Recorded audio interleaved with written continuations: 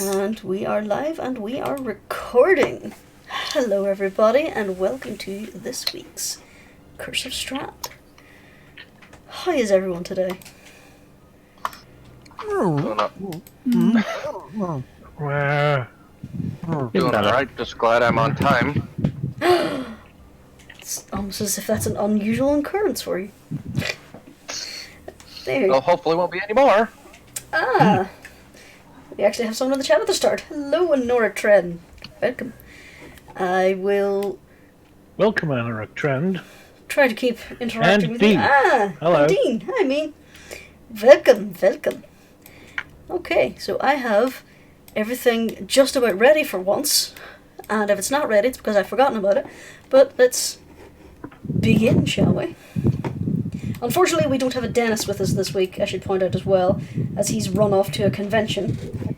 Again. Yep, he's having fun. It's like he's making money or something. Yeah. Well, apparently he's broke even on his tickets so far, so that's good. Alright. So then. Plus he's having Japanese. Yeah, birthday party in a Japanese restaurant. Awesome. Yeah. Okay. So. The sound just died. That's because we switched to a map where the jukebox hates us. Of course. Mm-hmm. So then. As you have recovered from Ez's dramatic little bit of self-sacrifice, you notice that Ez is looking exceptionally drowsy. I think I'll just rest here, darlings, she says in the worst Ez impersonation ever. He's all good. He's all good. He's good. The MDM, he's all good. She lays down in the bed. I think it might be best if we do leave her to rest for a bit. Yeah, plus the weather's picking up a little bit. Mm-hmm. I say I'm afraid your fan's catching the mic sometimes. Yeah, I got it turned off. Thank you. Okay. Just make certain you don't die of heat stroke. Nobody wants that. It's not that hot here. I just get kind of warm when I'm wearing my headset. I know the feeling. Alright. And here we go. So then, Runa steps closer and just basically pushes Ez back down to the bed. You need to rest. You've tired yourself out and I'm not entirely sure what you've done, but we'll talk about this a little later when you're feeling better. Ez reluctantly agrees and lies down. Seemingly more to appease Arena more than any sense of tiredness, but she does look exhausted. There is a kettle by the fire. What? There's a kettle by the fire.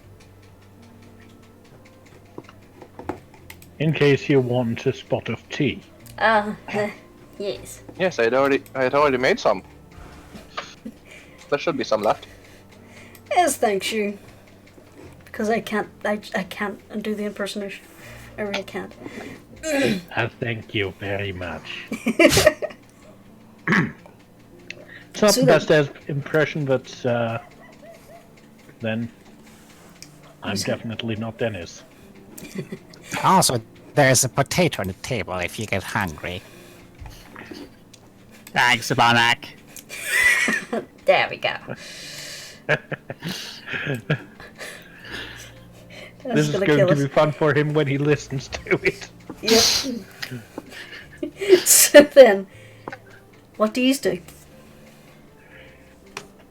Well, there's not a lot of things we could do aside from seeing what the Abbot has in store. I'm curious. I believe we have a miracle to catch.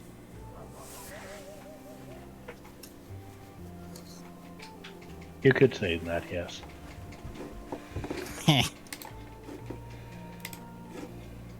Alright. Well, let's go watch a miracle then.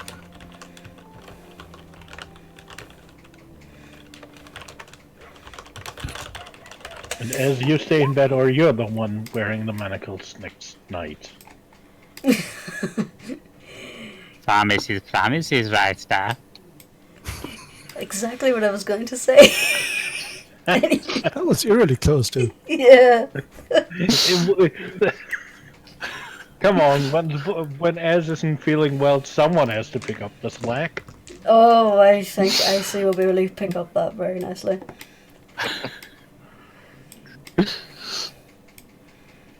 Well, time for me to jump out the window. God damn it, I'm Rice. not gonna live that down, am I? They've all done it at some point. Yep. Okay. Many kids. So for the sake of brevity, let's just zip these over to the streets. Whoosh. Well, There's go. Ez is currently out of service. Okay.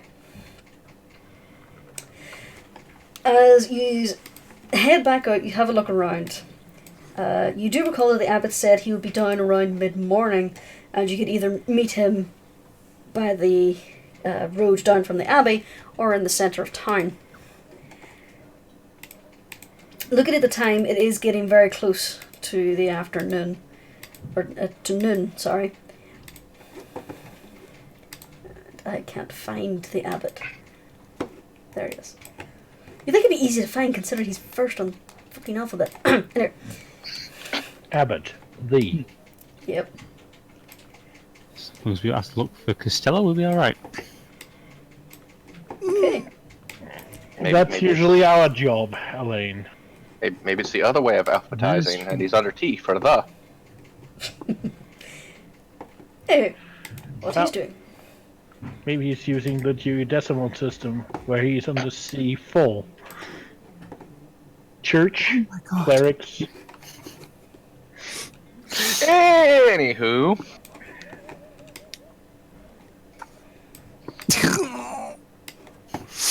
And creatures apparently having a hernia there. You alright? Yeah, just I saw the Twitch chat. Oh dear. Well, it's clear that Bloody has found Nope. a match in a way. There's the Abbot. Anyway, Our friends arrived. Oh, we should Elaine, you probably. lead the way. Yes. Oh, my friends. You did come after all. I'm glad. Well, Of course, we have having. I'm sure you are. Well then, I do have some business to attend to. You are welcome to follow along, if you would like. we The would like to, if you do not mind. He starts to approach the burgomaster's house. As he approaches, the door swings open, and the barn is standing there. He seems to have been waiting for this, as you did give him a heads up earlier on in the day. And you notice he has his hand on a small hunting knife as the abbot approaches. He looks over him warily, but doesn't look like he's going to do anything drastic at the moment. Ah, my dear friend. I'm no friend of yours. My apologies. Word has reached me that you have recently suffered a tragedy. Is that correct? I don't see how it's any business of yours. Well, I'm here to offer my aid. You see, I do have the ability to return your son to you. As he says this, the Baron's eyes just kind of widen. And the woman you saw from the day before, or earlier on in the day, appears at his shoulder. What are you talking about? No. It is one of my powers to return those who have been unjustly taken. Your son died of illness, did he not? That was the case, yes. Well, I can help, if you will allow me. You see the Baron and the Baroness are just kind of looking at each other. And before she can stop him, the Baron scurries around the back of the house.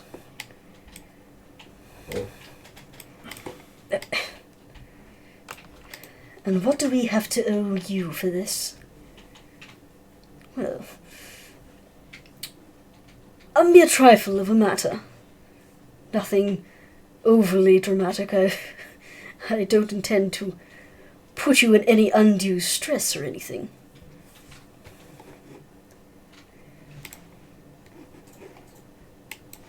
The woman glances around your party. And if we refuse, you gonna make your friends do something about it? Yeah, we're here to watch this. Of course not, my dear. These are merely companions. Friends I have met recently. They are here just to observe. Friends. You may not think of me as one, my dear friend, but I think you as one. The Abbot says this directly to you, Zabornik, and he gives you a charming little smile. Well, And Zabornik smiles back. we'll see how friendly we are if it turns out that you gave these people false hope. I would never do such a thing. I hope so. False hope is a cancer to the soul. Rots it from the inside out. Good to know that we're on the same page on that one. Of course. True. Someday I will have time to fix this fucking jukebox. Anywho.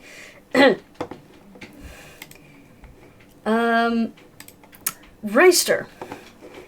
With Yes? your perception, and, well, Ez isn't here, so that wouldn't work.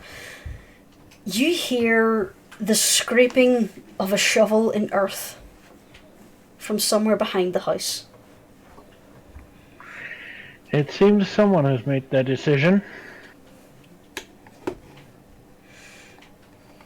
Yikes. Anna glances around nervously. She seems to be keeping an eye on the Abbot, but wants to go around. We will see what is going on. I would appreciate that. I've already forgotten what voice I gave her. I'm so sorry. He's both hurry round, and you see that just beyond the vegetable patch is a small set of graves. And the Baron is furiously digging at one that looks relatively fresh. Jeez. You can't see that. Oh, you can. Zabornik crashes through the house. No. Oh yeah!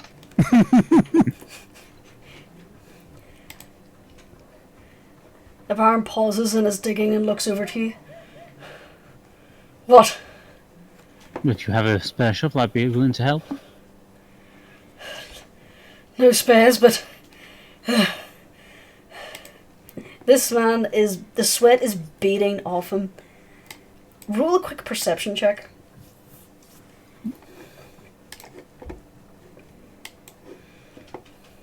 That's a 10. That'll do. This is an old man, and this is putting him through a lot of physical stress, and it's getting to the point where he's really starting to slow down. Would you Should mind I? handing? Would you mind me lending a hand? Roll persuasion.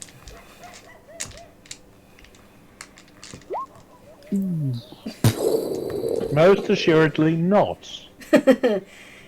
He looks between yous, and he looks to the symbol of the Morning Lord that Elaine still has around his neck. And he hands over the shovel and steps back. Just, please, be careful with him. It's alright. Now let's just start digging. Okay. I was offering to dig, but okay. Let's just dig. I laid offered first. Would like you to make me a strength check. Strength check. 19. Okay.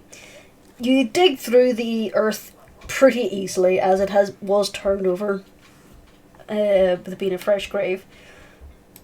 As you start to get a few feet down, the Baron tells you to slow your pace as you're getting near the body. You do, and it doesn't take you much longer to be able to start scooping things away, scraps of dirt away with your hands, and you see a body wrapped in a sheet. The body is small. Gesundheit. It's all the dust from the digging. The body is small and appears to be that of a child. Yeah. Never a fun situation. Okay, I'm gonna try and lift out the body. Be As careful. you lift the body, you can see the Baron kind of reflexively clench his fists and step towards you, but he seems to catch himself, reminding himself that he had asked you to do this. If you could give him to me, please. Of course. I just hold the body out for him. Take. He takes the body carefully and holds it tightly to himself as he starts to walk back around the front of the house. I take a quick peek at the gravestones, actually. You notice that there is a line of gravestones. All of them appear to share the Baron's surname, but you notice a few gravestones have births and deaths very close together and very recently. From that, you can tell that this was not the first child the Baron has lost in childhood. It was the fourth.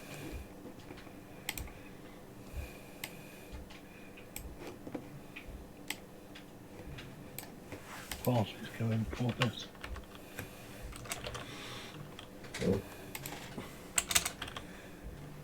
Okay. So, he brings the body back round, and you see Irina is standing next to the Baroness and has a hand on her shoulder as the woman has a hanky to her face. You can tell she's fighting against the tears for all it's worth, but it's still eking through.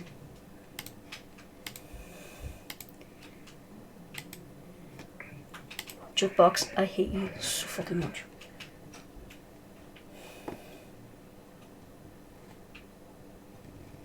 Hold on.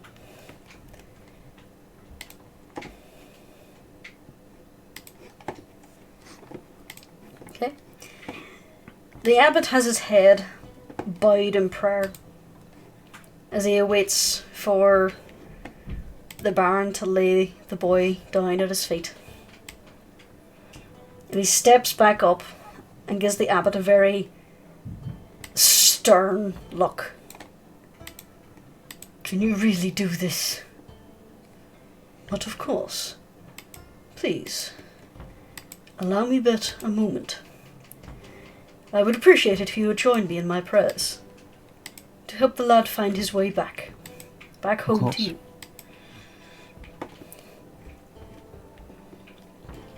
And to help the DM find the fucking thing.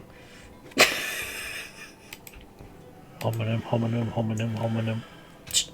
Okay. Rhubarb. Body pod me. Okay. The Abbot holds his hands together, and you hear him mutter a prayer in Celestial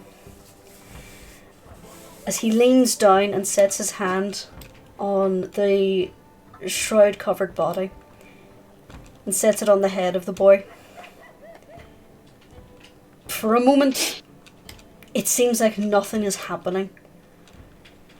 And Anna is starting to look absolutely furious at this desecration of her son. But after a few moments, you hear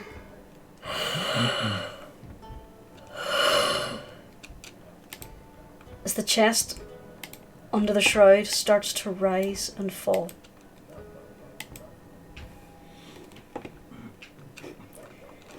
Baron quickly falls to his knees and starts pulling away the shroud. You see a small boy of about 12 or 13 starting to look around, mildly confused, and just rubbing his eyes. The Baron is just sobbing and holding the boy tight to himself. And Anna is just clinging to her husband. Can I check and see if I can identify which spell he used? Roll religion. It's 19. He used Raise Dead. But with that check, you know that this spell usually requires some very, very expensive components that are consumed and destroyed by the spell. The Abbot didn't use any. I'm just gonna have my eyebrows slightly raised at this. Actually, I'm going to roll troops to see if Zabonic would know. Nope, she doesn't. Rice not the most religious person, so I would roll with disadvantage. Yeah. Racer, you would recognize the spell, but you wouldn't be aware of the consumables part of it because it's not something you would have experienced in your past. Swiftwings, with your arcane leanings, you would know that kind of high-level magic would require high-level components. Again, the Abbot did not use. Okay. Can I roll an Arcana check? What were you trying to determine with that? Whether trying to see if it's necromancy. With that check, you were able to identify the spell as Raise Dead. It is technically a form of light-based necromancy to return a soul to a living soul back to their body. Okay. It's not an undead. This person is, for all intents and purposes, alive again. The only question is for how long if none of the consumables were used. Do you say this aloud? No, because I don't know anything about the consumables. Okay. It's the player talking out loud. The boy is looking around. What's going on? It doesn't matter, you're home again, Hila. You notice that there are quite a lot of people currently looking around, peeking around the corners of their houses, watching what's going on and whispering to each other. Anna crouches down, helps her son out of the shroud, and takes him back inside. Oh, I think I've judged you incorrectly then. How can I ever repay you for this?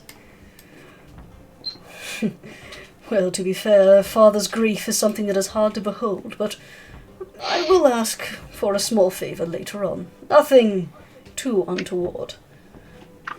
Perhaps you'll help me find something for an event I have planned later. But for now, go. Be with your son. Thank you, sir. The Baron holds out his hand to the Abbot. The Abbot takes it and shakes it while the Baron claps him on the shoulder. I suppose I can thank your friends as well. They told me you were coming and convinced me to give you a chance. I'm glad they did. He looks around the party, nods thanks to each of you, and then turns to go back into his family. I would like to note that Zabonic went very, very stiff and tense the moment that the Abbot mentioned a small favor. It's always nice to see families reunited, isn't it? It certainly is. Depends on the family sometimes, though. I suppose that is true, my friend. But there's a lot of love in that house. That poor lad. He was the last of their children. They've lost them all. Sadly, there's nothing I can do about the others for now. And why is I am- that? I They've imagine been gone too long. Sorry, what was that, Elaine? They've been gone too long. The spell only works if they've been dead in the last 10 days. That is correct, yes. I do not know the precise incantations for true resurrection. But you're able to perform that spell without using a diamond. Yes. So that's why the healer at our camp had a diamond. Yes, that is correct. I trust it's your heritage that allows you to perform such a ritual. The abbot smiles at you. You would be correct, but perhaps not in the way you think. But this is something we can discuss in private. In perhaps a more private setting. You are more than welcome to return to the abbey if you'd like. But Certainly. for now, I believe my business here is concluded. If you'd like to accompany me, you're more than welcome to. Otherwise, Certainly. I will see you anon. Certainly. I do have one other question. Ah, yes. Shrine by the lake. Yes. What about it? I'm very curious as to the properties of the water there. No, those are some very special waters, aren't they? They do have magical powers. It is said that if you bring someone who is ill, has a toxin in their blood, or a mild malady of the mind, if you have them touch the water, it'll help them regain their senses. I had heard rumours that the power has lessened of late, but it still has magical properties. I see. It depends on how it's maintained, isn't it? How it's Yes, maintained. that is true. It was blessed long ago by Saint Markova, the saint whose name is on the abbey. There is a lovely depiction of the Morning Lord there as well. Quite a beautiful statue. I would recommend you go and visit the shrine, if you have any interest. I certainly intend to. Maybe we should visit the shrine now that the day still is young. Perhaps. Well then, I must say I'm a little tired from that little spell, so I shall see you later on. As again, you are always welcome to visit when you feel like. Have a good Thank day, you. my friends. You too. The abbot starts to walk away.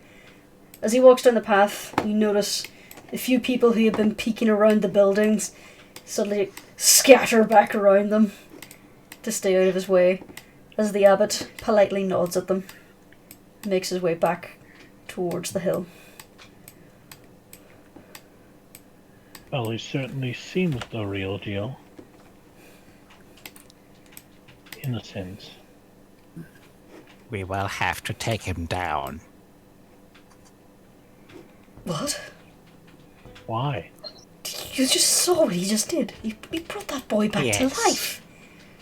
And I'm not going to poo-poo on that, but he also asked for a small favor in return. I know guys like that.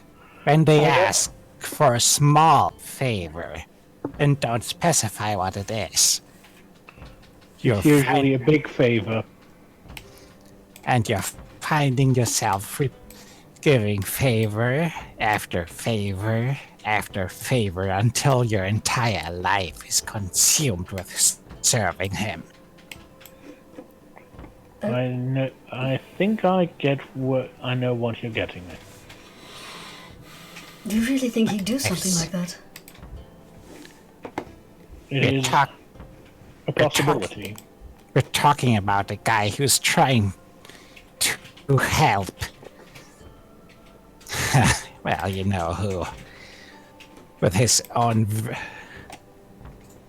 homemade artisanal corpse doll that he's looking for a soul for. What do you think? You may be right, Savonik. He did say it was Thank to you. acquire an item for a ceremony he had planned. Yeah. What do you think he means by that? I probably should have just asked him outright.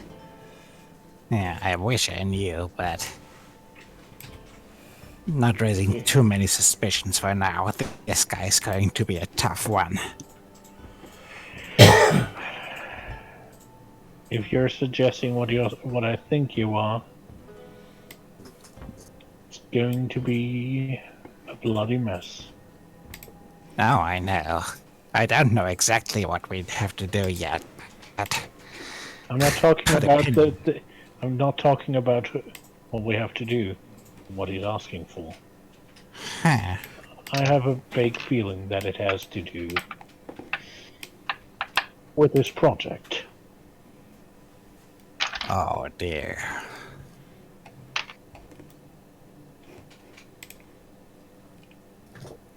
Still, I didn't believe such power was possible. Well, I've seen it done before. to be fair, I've never been around, but when I was in the military, one of our healers had a diamond. Brought someone back to life who we thought lost, though I never meant to inquire.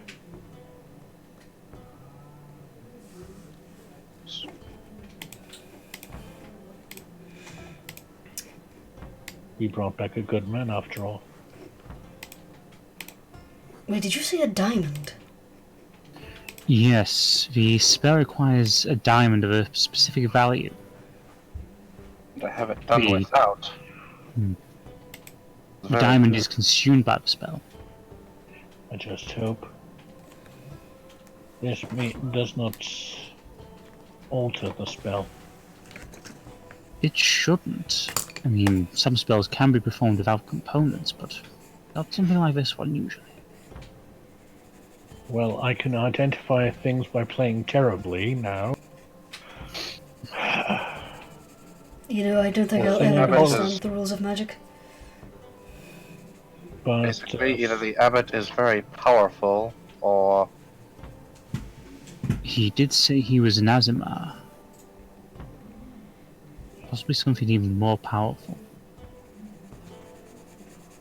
I don't think he actually stated that. I think well, it's it is just well, it- assumed. I Well, wasn't he's aware been those kind of around. people could cast those spells without those things. Either way, Well- he's plain touch, that's for certain. well, does- he's an old creature.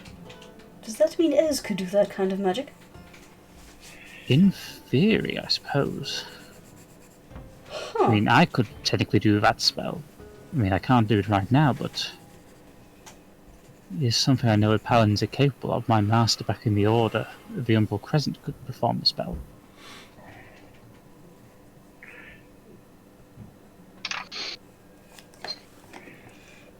As you're, Technically, speaking- anyone can. You notice that the door behind you has opened. And the Baron steps out. Did you say your order was able to do this kind of magic? Yes, it's classified as divine magic. To Usually only a paladin or a cleric can perform it. So you believe the Abbot to be on the up and up?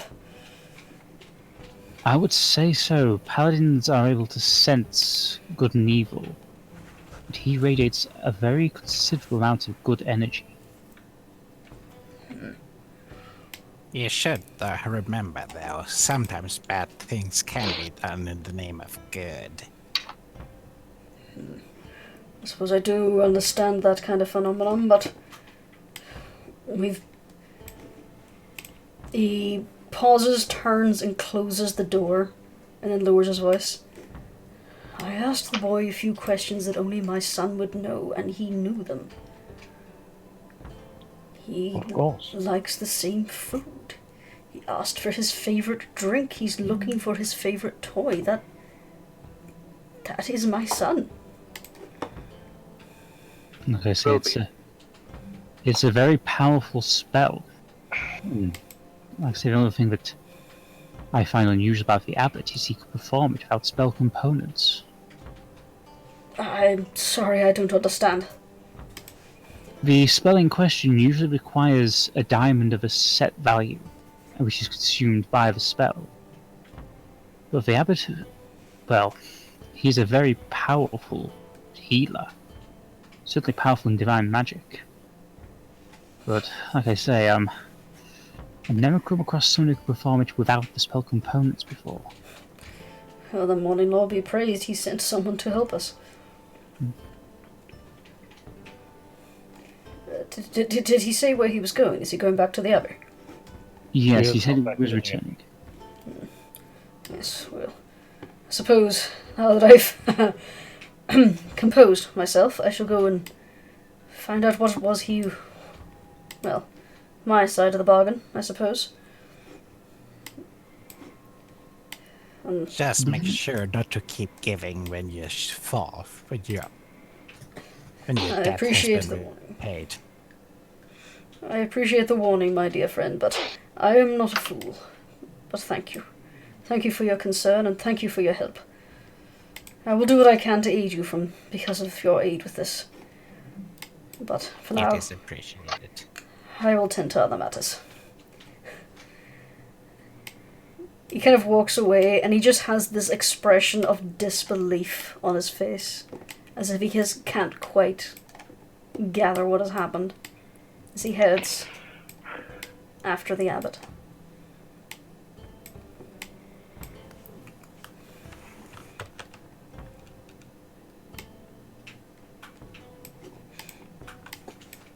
So then, what are we doing? Well, I would certainly want to see the shrine at the lake. Agreed. We may as well. It seems would like it certainly- may aid at least It would be of two benefit of to us, two of us at least, yes. maybe. Right. Well, it was back towards Auntie Dresner's place then. Yes, and maybe pay her a visit in at least a short hello.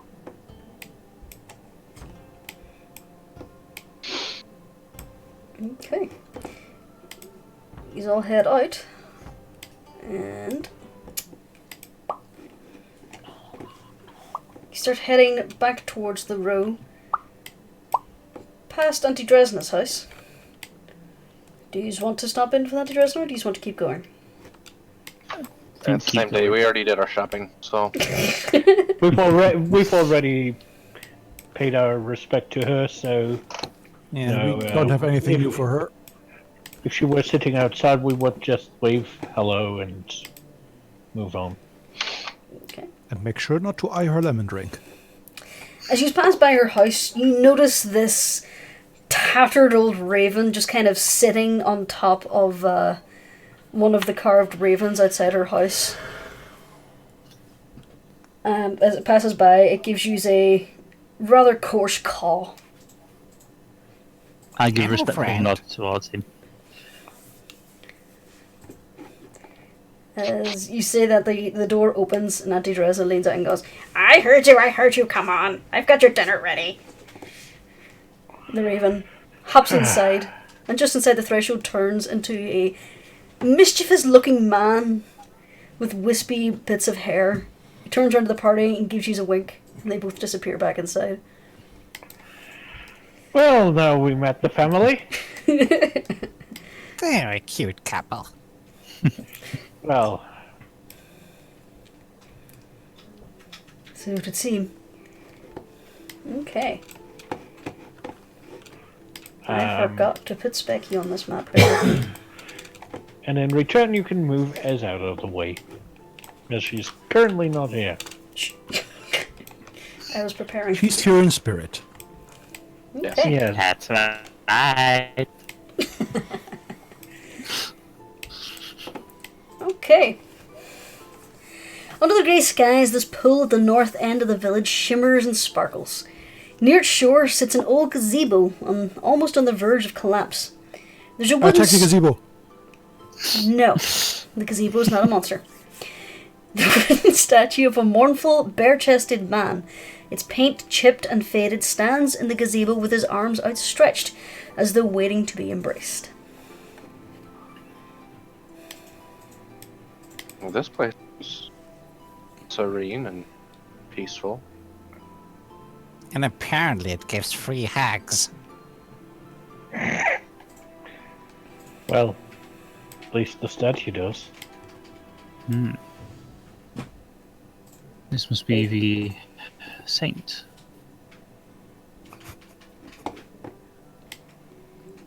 Was the saint a woman? I'm not sure. It's the Morning Lord. Yes. Was built by the saint. Blessed by the saint, who blessed the pool. But shrine to the Morning Lord. And given how it looks, it has seen better days, unfortunately. Hey, Lordy, are you the kind of statue that answers questions? No. The statue remains motionless. Yeah, I I- guess not. Clear my throat a little and start speaking Celestial. Good morning, Morning Lord. No response. What are you doing to a statue? Singing at it? I'm. You want me to play the flute as well? Well, I was trying to see if I could get a response from it. Oi, Morning Lord! You gonna answer? What are you looking for, Elaine? I was trying to notice if I saw Irina going down the dock. Yeah, it's fairly obvious. She's walked along the dock. Well, it looks like this Morning Lord effigy does not answer. Either that or he's not on the line. It's possible. I'm All just glad representatives you're are not. busy. I'm sorry. I'm just glad you're not trying to call him right now with your ability, Zabornik. Nah, I'm not gonna waste it if he's right there. I was kind of say a quick prayer, introducing myself, and then start to go look after Irina.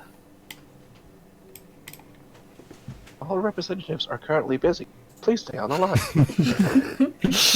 Your call is very important to us. Amen. Your position in the prayer queue is currently 1,276. Estimated waiting time 2 weeks. Please hold the line. Your prayer is very important to us. You know you have a choice of provider in your deific care. We thank you for choosing the Morning Lord.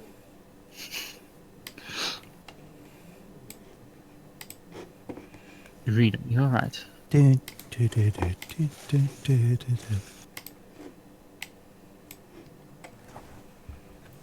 Irina does not respond. I'm just going to kind of gently put my hand on her shoulder.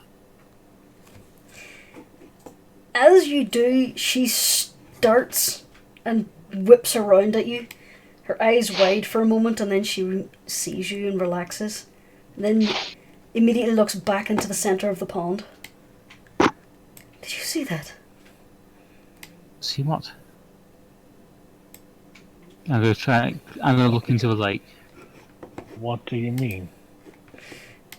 Well, alright. Already did. Oh god. Reister, as you peer out into the pond, you notice this area in the centre appears to have faint wisps of what appear to be mist roiling around the centre. As you and Zabornik peer in, you seem to notice that a few wisps are taking on a shape. Hmm. Agur is saying Celestial, hello there. As you squint at it, you notice that it's coming together in a vaguely humanoid form. Okay, I'm gonna roll. What do I have to roll to figure out if I know what that is? Well, I'm going to use first one of my divine senses. Okay, are you searching for good and evil? Yep. You sense nothing. However,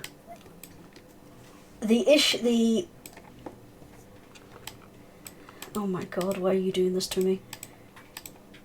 Of course I can. The GM layer has completely crapped out. Hold on.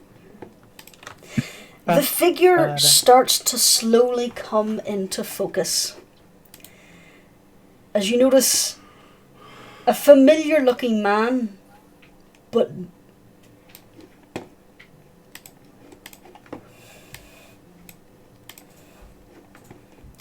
start to take shape in the center of the pond.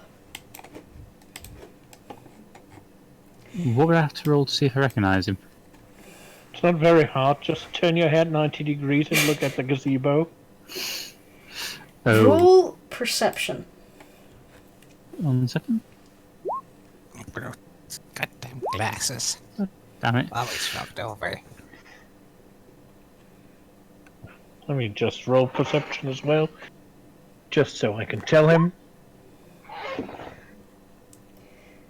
Reister, you squint against the mists that are rolling around him, and you recognize his sharp features, his slicked black hair, his arched brow. This man looks very familiar.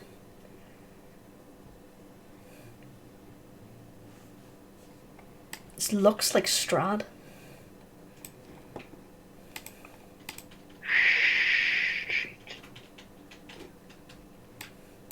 That's a no good kind of mist. Oh, missed. It looks like Strahd, but he's wearing an expression you never saw on him.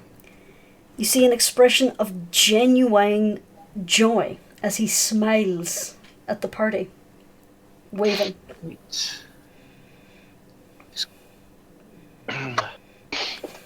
that the humanity of Strahd? Of Yes, that- Mr. Suckles? I don't think it's him. What can I roll for interpreting this? Just a Irina, moment. you don't jump into the water.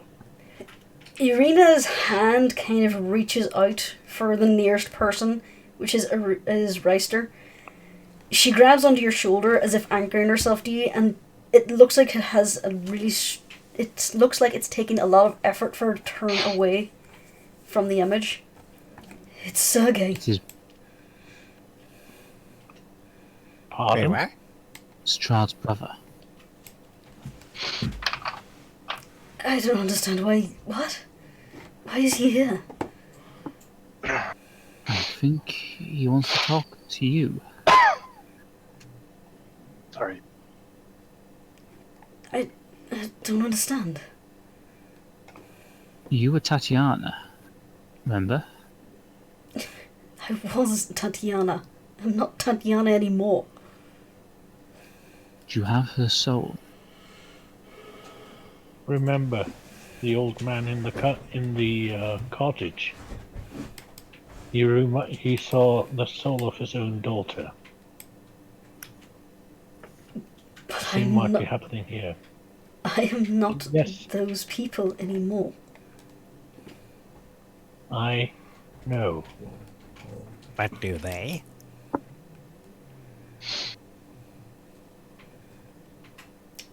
They might just be seeing the soul and not the person who stands in front of them. Thank you. Kind of reductive if you think about it. At this point, I take out the sun sword.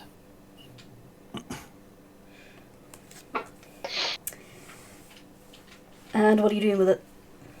I'm just showing it to him. He glances over at you, and then you see his hand reach down and pat at his waist. And you notice just before the bottom of it, just below his waist becomes incorporeal, you notice a very similar looking silhouette on his belt. Well, looks like we found the owner of the sword. The original one. As he's getting Yeah, closer what's now, that? you can make out the features. This man does have a very striking resemblance to Strahd, but he is very obviously a lot younger. He also looks to have a kinder face. So, hello? He finally reaches the edge of the dock, and he holds out both his hands towards Arena. She glances left to Elaine, right to Reister. I squeeze her shoulder gently to reassure her. If anything happens, we're here for you. I'm not Tatiana. We know. Yes, we know that. What do you expect me to do? Talk. She says this to the spirit. He holds out both his hands towards her. He probably just wants to hold your hand for a bit. Like this. Irina glances over to Zabornik. Don't think any of us particularly like this. Alright.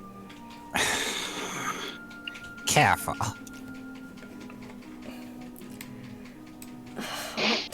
You're more paranoid than I'm usually. Alright. Perhaps. Irina, What? I'm going to take Kiri from you just for a little while, okay? If you really... The second that's a good something idea? looks like it's going wrong, I will have her get back into you immediately. If you say so. Maybe he is I- going to aid you. Okay, I'll let Kiri hop onto my shoulder. Okay. You now have a Kiri. Woo, bird buddy. She's very sweet. She clearly is not, necessarily. As the bird materializes from the tattoo on her neck, Irina's hands suddenly fly to her head as she cups her head, burying her teeth. And Sergei reaches forward and takes her wrist and pulls her into the water. I Well. jump just behind them. And I jump in as well. Okay. The spirit of Sergei, he's wrapped his arms around Irina and is pulling her into the center of the pond and is pulling her downward. At this point, I'd like to note that Zabornik jumped in and is now walking on the ground, looking up. Okay. You can Right. see that Irina is currently fighting against him, but he is holding her tightly. So they let her go.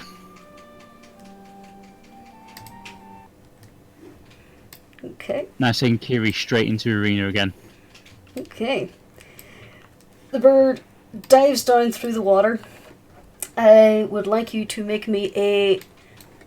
me a d20 for a dex check for the raven to go underwater.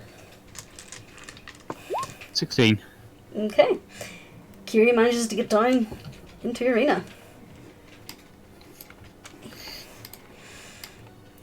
You can see Irina seems to come back to herself, and she is now swiping and clawing, trying to pull off the incorporeal arms. You let go of her. I immediately activate Sacred Weapon. Okay. Me too, me too. Sergei, let her go. Alrighty then. This is where things become interesting. Interesting. So hang on. I have to make some rules before we get into initiative.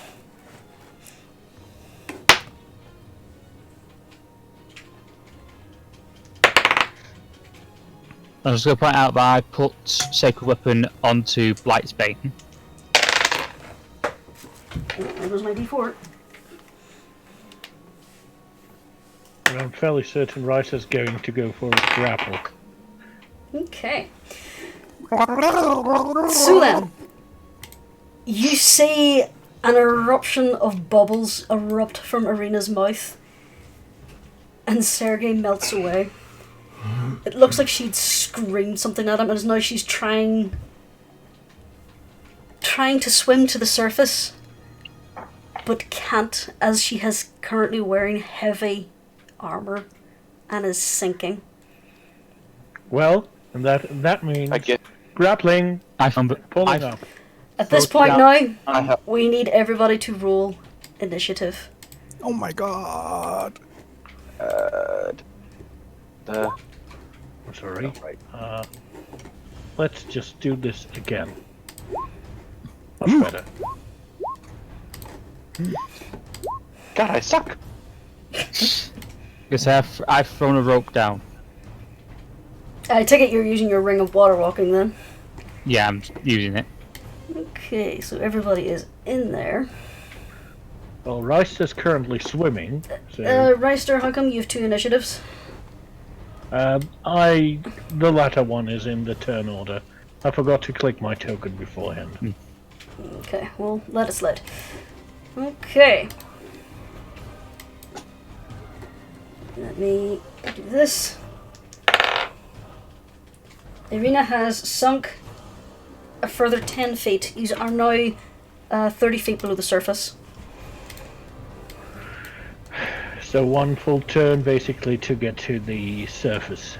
And hold on, I need to do something for her.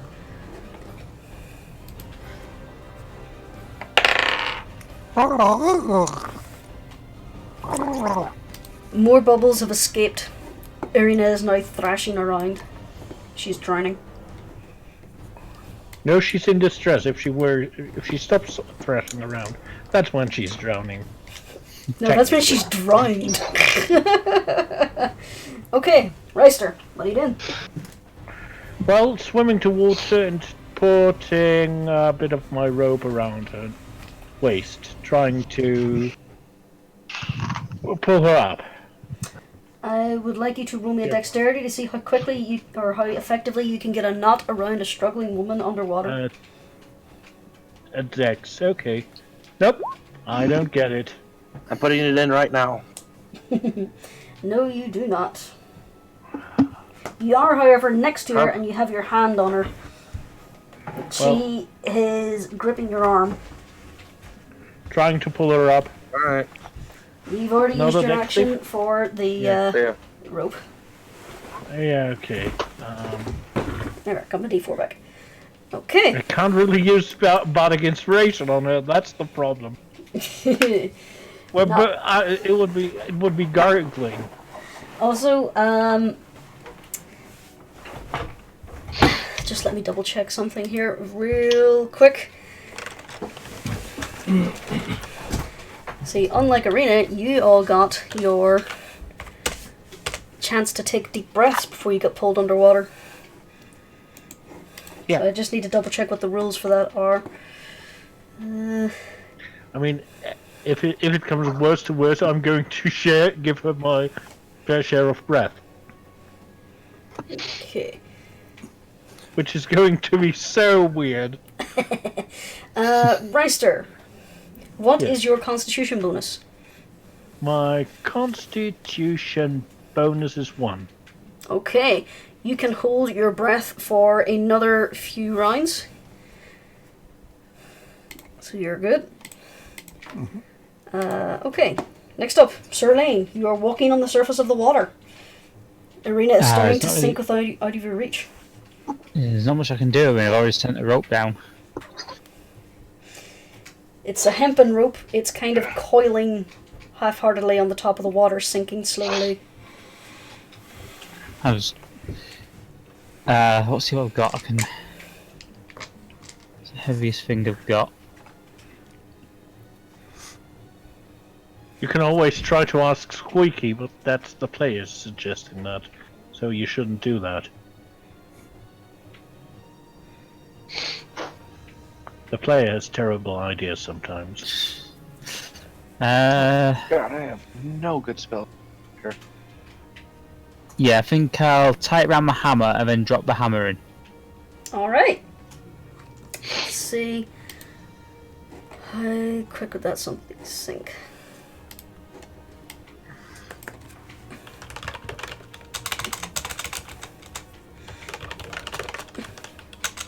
There.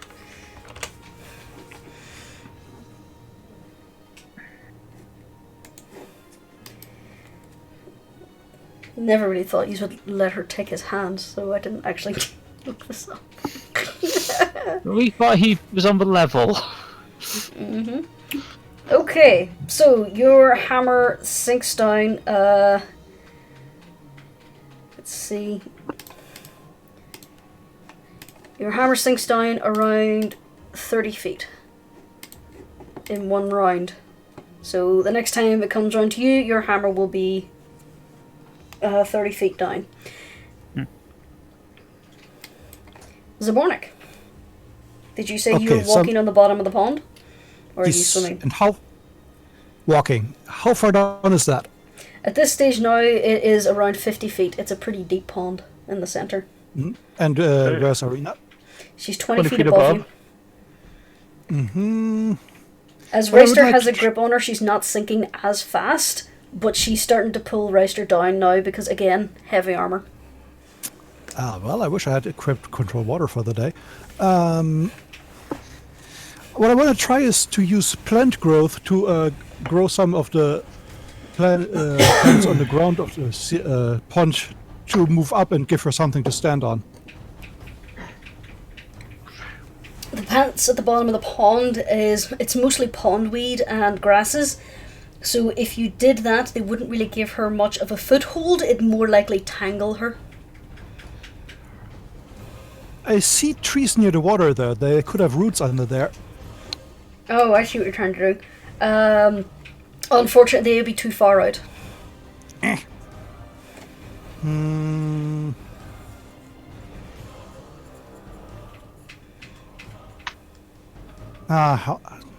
Anybody know how far the jump distance of a turtle is?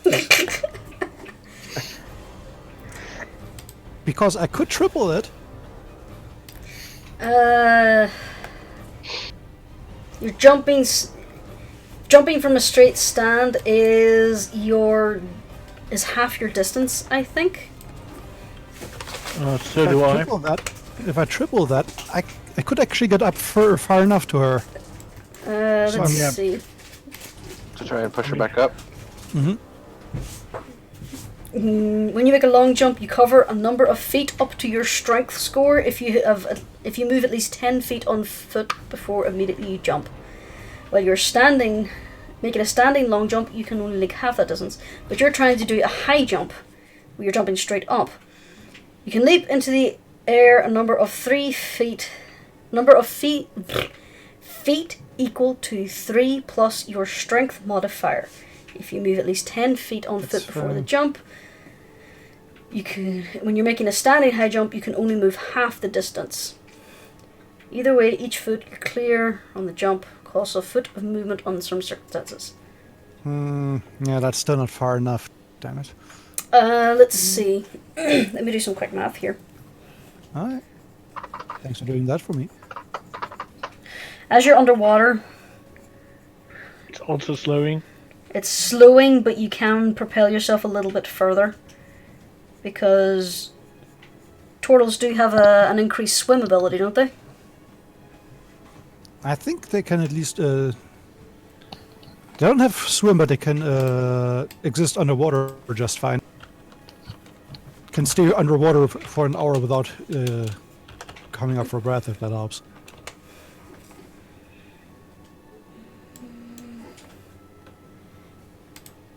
Actually, no, I'm being stupid. I'm doing this all wrong. Your swimming speed is 40 feet, so you can swim 40 feet. Turtles have an advantage on that. So you could swim up. So Well. you could reach her. She's 20 feet above you. You know what? I'm going to do that. I'm just going to try to swim up and grab her. Okay. Thing is, you're also grabbing Rysta ultimately. He could let go if he wants to. He can't because she's clinging to him. Well, to be fair, she's currently dragging you down. So if Zabornik grabs her and starts pushing her up again, you'd be able to swim as well. Once you grab her, So- what are you going to do? You're going to try and continue pushing up? I'm going to try to continue pushing up and sideways to get to the edge of the Okay. pond. I would like you to make me a strength check. And you will move half your remaining movement, so this will be 10 feet. Alright. You managed to get Irina back up to the surface at 20 feet. You can now reach Elaine's descending rope. But not until your next turn, because that is your turn. Icy! Where are you in this instance? Okay. How far down is this hammer? The hammer would be just about reaching down to the 20 feet marker at this stage. Okay. Said Mark Twain. I got kind of a stupid plan here. I don't know if it's gonna work. This I'm is going the to- party of stupid plans, so... Yep. Never thought you would let Sergei touch her. Seriously. Also, Dennis has to stop going away. Every time Dennis has left, Irina nearly fucking dies. You said he had a kind face. He wants Tatiana! You can't have Tatiana while she's alive! Anywho. Anyhow, I said she's just now 20 feet under the surface. I'm going to get a loose hold on the rope, dive down to her, and tie it around her waist. Okay. And then Can you make me a dexterity check to try and get a good knot on this? Yep. Come on. Dexterity or sleight of hand, which one you would prefer. I should have said that till Rice earlier on, but it didn't occur to me Thank then. I'm you. sorry. Oh, thank God.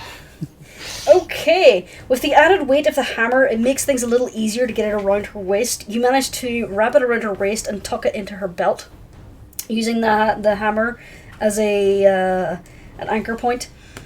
She is now bound to the rope. and this is where the crazy part's gonna come in. Since I have a movement speed of 30 and I've only used 20, I'm gonna use my It's last halved 10. in the water. Half. You were already 5 feet down from your initial dive into the water, so you've used all your movement speed to get down to her. Okay. Aww. I was gonna try to pull her up 10 feet. Also, what's your Well- constitution modifier there? 2. 2. Okay, you can hold your breath longer than Reister. Go Dragonborn. Larger lungs. Reptiles. Okay. For now, then I will just hold on to her and the rope and Okay try then. to move her up next turn. Elaine, I would like you to make me a strength saving throw, please. Certainly. Oh, for God's sake. She slips. Pull, Irina man, has pull! grabbed the rope and is attempting to kick her way up. to add her own strength to Zabornik and Reister, but you weren't expecting a sudden pull, so the rope has slipped through your hands. They make no additional progress. However, several more bubbles are escaping from her mouth. Oh, this... Step 1. It's going to be icky. It's going to come across very, very weird. Bryce is pressing his lips on hers and gently blowing. To everyone else, it looks like he's just forcing himself on her a little bit. Okay, I'm not entirely sure how to do this. Well, she's probably going to try to resist because she doesn't fucking know his idea. I would say... So it would be pretty much a grappling. He's just gonna grab her. Alright then. Well, in a strange situation, it might actually work. I would say roll me a strength check to try and basically grab a hold of her, hold her head still enough for you to do this.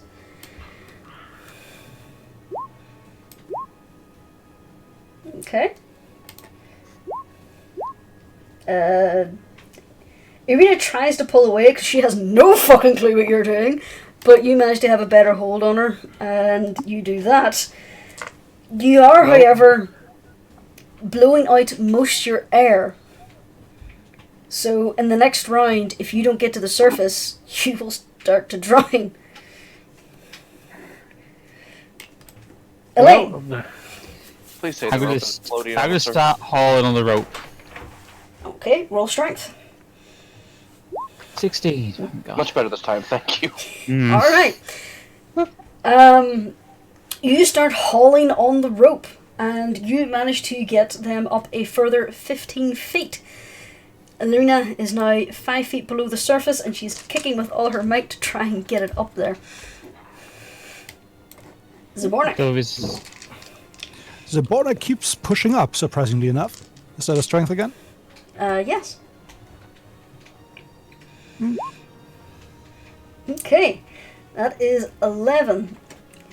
You managed to get her just under the surface, to the point where she can reach Elaine's boot and has grabbed it.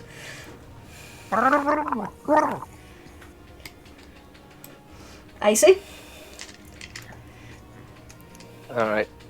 Well, capture.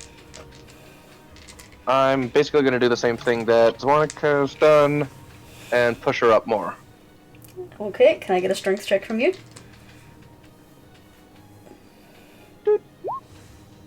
Okay.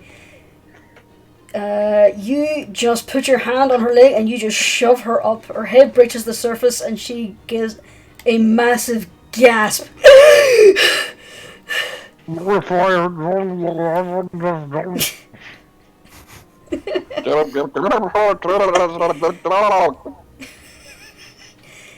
Don't talk underwater, you'll drown. Back around to the top. Irina is just basically grabbing onto Elaine's leg, as it's the only solid thing, just to keep her head above water. As her armor is really heavy, and this is really starting to hurt your leg. Now what? We try to move back to the edge of the lake, I suppose. Okay. A moment. Let me do... Oh great, she's slipping. Yep. Her legs are kicking with all their might, but the heavy armor is starting to pull her down again. Her head is still above water because she's still holding on to Elaine. Reister. Yeah, at what depth am I now? You are currently at around 15 feet, so it is going to take your full movement to get to the surface. Great, because next time I'm going to drown. Ooh.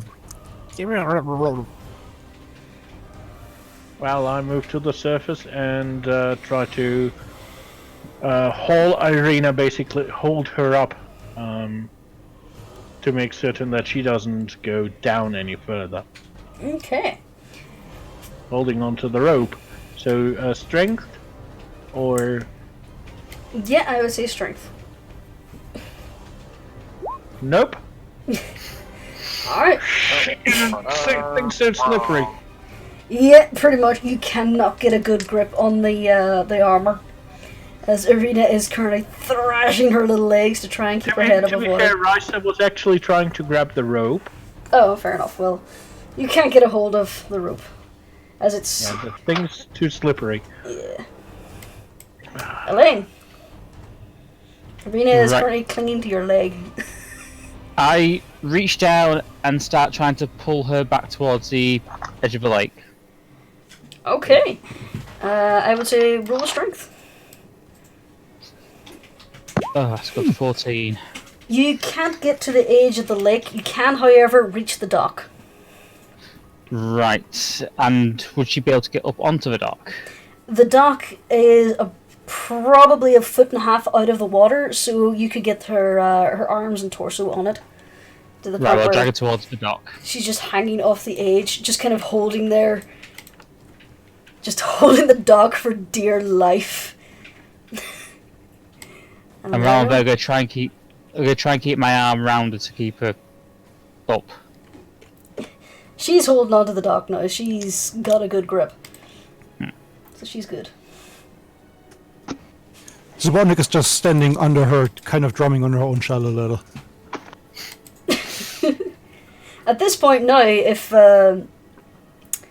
Zabornik sank down, she could probably be there for Arena to stand on if she stood at the bottom. That's basically the idea, actually. Well, Rice is actually going to swim down and try pushing her up. Okay, Uh, let's try this. No, not a saving throw. This one. regular strength. Okay. Arena manages to grab onto the planks, and with a little bit of help from Rester, she gets onto the dock and just kind of rolls onto her back. She's like, "That was a terrible idea!" and starts coughing up water. Trust me. There's more where that came from.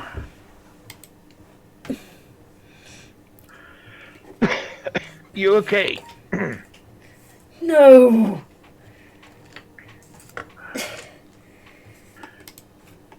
Yeah, sorry about that. So, I found out what Sergei wanted. Yeah. He The wanted lady's just Tatiana. the lady's just looking sheepish as all hell right now.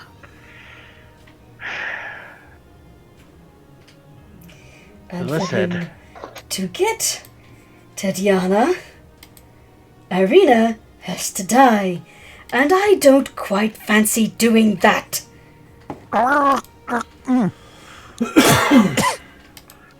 Can we now please stop trusting random dead people? I think that's a good idea. Oh, my head hurts.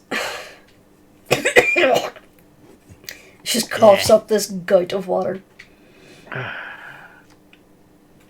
Yeah, sorry Yes. just for coming on to you so quickly. Could you have phrased that anyways? You couldn't have. Really couldn't have phrased that any worse. And I suppose, under the circumstances, I'll not speak of it if you don't. But, thank you. Thank all of you. We got you in the mess we got you out of. Yes, well, who would have thought heavy armor would sink so quickly? Yeah. I'm...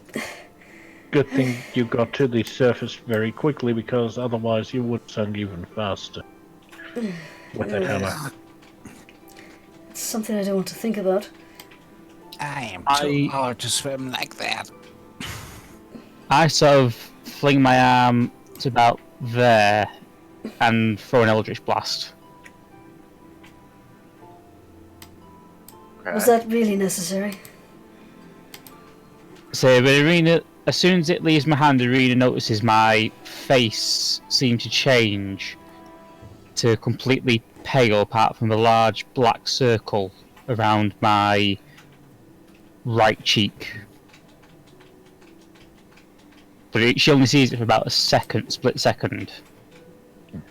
Elaine, are you alright? Yes. Yes, just angry. Yeah. Anyway, I think he would have held me down until I drowned, but I could hear his voice in my head until Kiri came again. I shouted at him that I wasn't Tatiana. I think I broke his heart.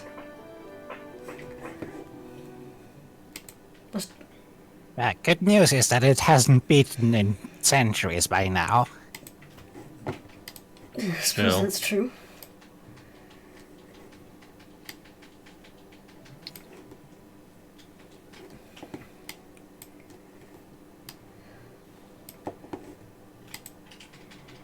I'm starting to get sick of things trying to kill me for my past lives. Well, Don't we know that? things definitely are interesting. That's putting it lightly. I know. What was that tone?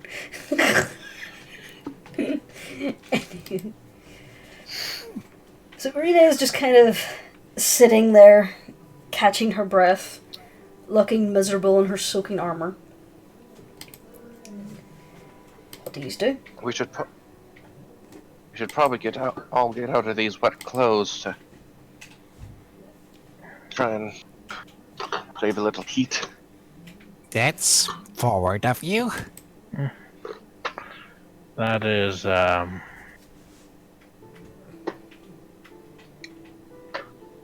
not exactly what I had in mind for now. Or at the very least, dry our clothes off. Otherwise, it's going to be a very wet walk back to town. Well, I don't see any harm in starting a campfire. Doesn't look like anyone in the town really comes around here.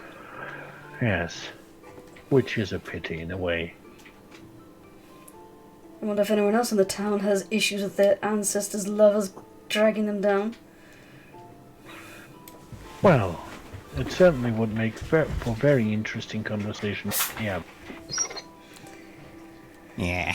as he was the one suggesting we kind of explore this as well. Isn't that a funny coincidence? Yes, but I'm pretty sure he doesn't know who I am. He doesn't. As far as we know, he doesn't. It's kind of hard to know what he does and doesn't know, considering that he's, well, a bit beyond our pay grade. I'm just moving away from the water, don't mind me. You okay, dear? I will be. It's strange that I'm find out. starting to get used to near-death experiences. It's like, we're very good tutors. Yes, I suppose. Well, Maybe this arena, at least you haven't nearly been killed by a door. What? yes. Yes. That's an interesting story. I was almost killed by a door. Well, and, Was It the was door you. open? yep. Did someone It slam wasn't it on really your a head? door. Well, we had someone hit their head on the ceiling of a very low cellar. Let's Who not be is about the that? bush, it was me. And that was kind of a bad day for you, wasn't it? Yep. To be fair, at least he didn't jump into the pit of spikes. That is true. At least not that. You're at least not that stupid sometimes. And to think that I'm the green one. How many injuries did you sustain? You would be surprised. But it was a good day. It was a lot of fun at the Durst house, yes. We This helped party gets weirder and weirder every day. and we did help Rose and Thorn. Believe me, Miss Swiftwings, I know. Wait, who's Rose and Thorn? They were the Durst children. They were still there? Yes, their Their souls were spirits. trapped. Oh. Oh, I see. Yes. I've just been kind of grabbing twigs and kindling, etc. In fairness, they were pretty much the most trustworthy dead that we found. So far, yes.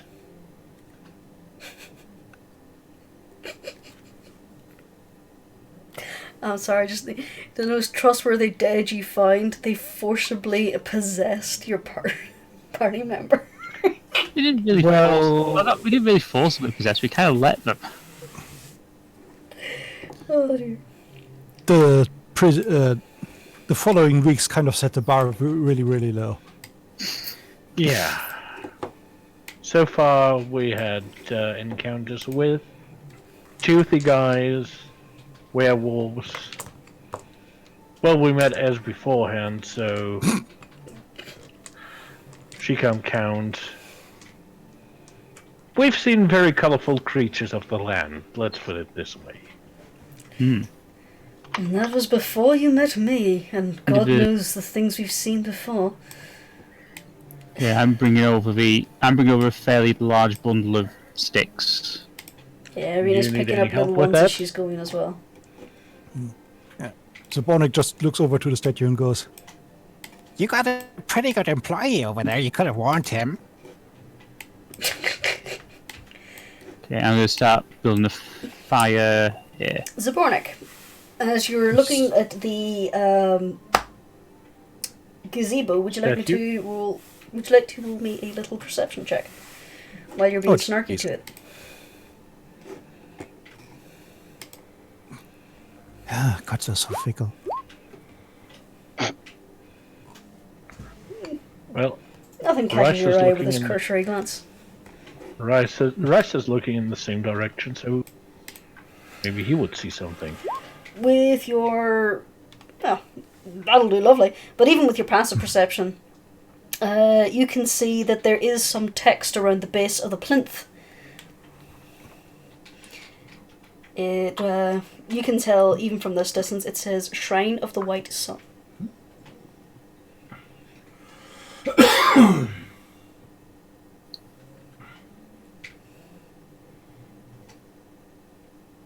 White sun, white sun.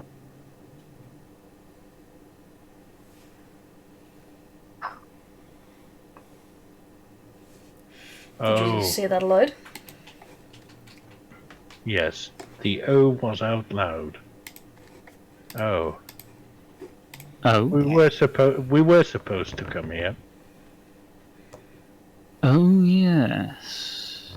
Remember the healer card? Healer card, yes. Look to the west, find a pool blessed by the light of the white sun, I believe. Hmm. Madame Eva's words were. Yes. Question is... Wait. I'm just going to take out the Sun Sword and I'm going to hand it to Irina. The Abbot said to meditate on this. Perhaps it might be an idea to do so. Oh, are you sure? I'd say so. Oh, all right then. She takes it from you and starts looking over the handle. Do you know, I think I recognize this from the dreams I had. I think it was Sergei's sword. Indeed it was. At least that's what I could see before, while he was trying to play grabby hand at you. I've seen its blade. There was something important about it, but I can't remember. I wonder if the blade was made out of sunlight. I think that would be very hard to craft. Well, if it is a magic sword, it might just be. I mean, Perhaps. after all, we have that pendant. That is true. Ooh. Thank you, Zabonic. No problem. I suppose. You What say if- it. I'm You sorry. say the sword might be made out of sun. Thinking the sword might be made out of sunlight. Perhaps there's a metal with a similar name. No, I'm sure They it had brought a it here to be solid blessed. blade. I can't Maybe we remember. just need to dip the handle in the lake. That's a possibility. I feel like it was plenty dipped a moment ago. No, because I had it Spornak. You were in the water. He was on the I water. was on the water. All right. Also, it was still attached to its scabbard. And that was a ghost. He Yeah. didn't have the real sword. Still, You know what? It's worth a try. Elaine, careful. Yes? hold this. She hands you the rope that is still currently tied around her waist. She carefully steps towards the edge of the pond. Let somebody go. Hey, whoa. Why don't you let somebody else do that? That's why she handed Elaine the rope. Yep. And I'm probably Elaine. holding it tight. Rice is actually going to grab the rope as well. I'm gonna get on the other side of her to be ready to grab her. Out of context, this is a really weird scene. So, Irina crouches down, glances kind of nervously towards the centre of the pond, but the mist that had been there before is now dissipated and gone. And holds the handle of the handle of the sword under the water. The handle of the water, bloody hell. Nothing happens. She lifts it out and turns it towards the Well, at least now it's to look clean. at it. Yeah, that's a wash. Try praying. I suppose that's morning worth a walk. try. Maybe even in the gazebo. Well, we'll give it a moment to try dry. I've getting a little cold. So Rena's going to sit down next to the fire and just look over the handle for a bit. But I think you were right about the reading. I think I noted down the exact wording. Give me a moment. She starts flicking through her journal.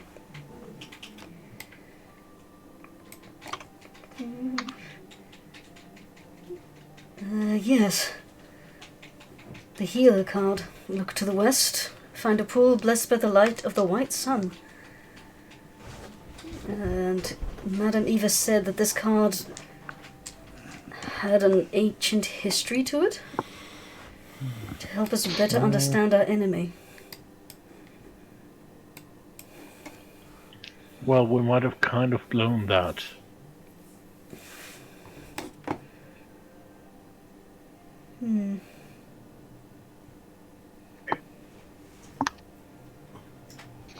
Well, let's rest for a little moment, and then we'll have a closer look. Anyone needing a little bit more feeling? Elaine? No, I should be A okay. little scuffed up. No, I should be okay. I mean, if I do a little better with the flute. I can help you regain a little bit of health by using Song of Rest. Putting that in the chat, of course. Okay. I would say you'd need to persuade him to do so. He's kind of kicking himself at the minute. Elaine.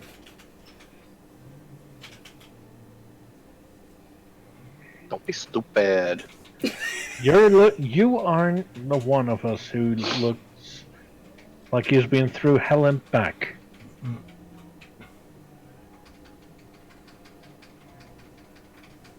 Aside from Irina, I mean. She seems to have no new wounds. Technically speaking, these are old ones. Yes. And you look like you're in a lot of pain right now, Lane. So, let me do this for you. He's kind of biting his tongue a little bit. Really isn't sure about it.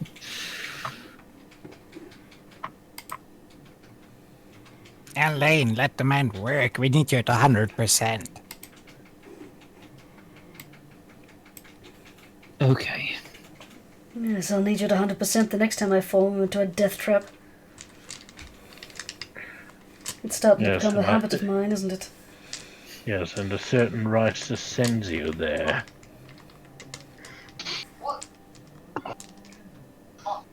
To be fair, I think Rice it was is almost going equally to. that time. So Rice is going to use Song of Rest. Mm-hmm. Okay. Uh, So, you can use your an extra 1d6 when you use a hit dice to regain your health. Okay. I'll use 2 hit dice. Is that... Oh, 1 second. It's 9 plus 1d6. 10. it's not much, but it's It gets him practically to full health. I think I may need to have words with my fairy godmother. Which the one? Raven Queen. So I have a few questions. Okay. To be honest, I've looked a little bit into her a long time ago.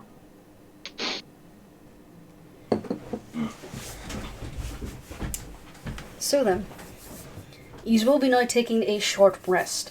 Is there anything you would like to do during this time other than just rest and dry off?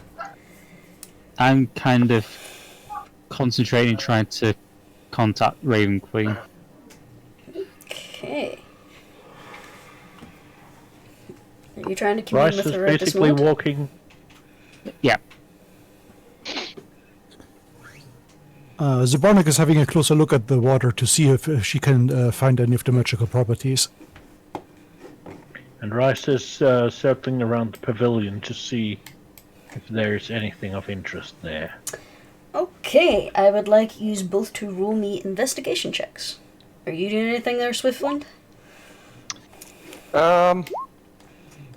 Just slice stuff. Just looking around in the nearby woods, see if I can find any fruits or nuts or whatever to let us munch on stuff. If you'd like to roll investigation as well. Okay, so we'll go down the line.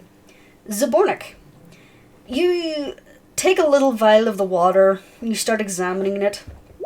Lifting it up to the light and all. This water is crystal clear. It is deceptively clean. And you do feel like there is a small magical aura to this. To the point where it does have some magical properties, but as the Abbot said earlier on, it's not very strong magic. Zabornik is going to keep the vial anyway. Okay. So take a vial of white pond water. White sun pond water. other one sounds creepy. Reister, you Yes. start looking in detail around the gazebo. You find nothing of interest around the statue of the Morning Lord, nor the plinth that it is on. However, as you go to step out of the gazebo, you feel an odd give on one of the planks just beyond the steps. You lie down on your stomach and have a look down, and you see there does appear to be something under the gazebo. But the only way you're going to get there is if you start prying up some boards and possibly break the stairs. Icy, you start rummaging around in the woods, looking for anything interesting or edible. You find a tiny tree with a few small crab apples on them, and a small bush with probably the last berries of the season on them. So you can get 3 edible apples and a handful of berries. Alright. Goes back and Well, it looks like I found something here. What did you find? I can't really say. For that, I would have to basically wreck the gazebo's stairs.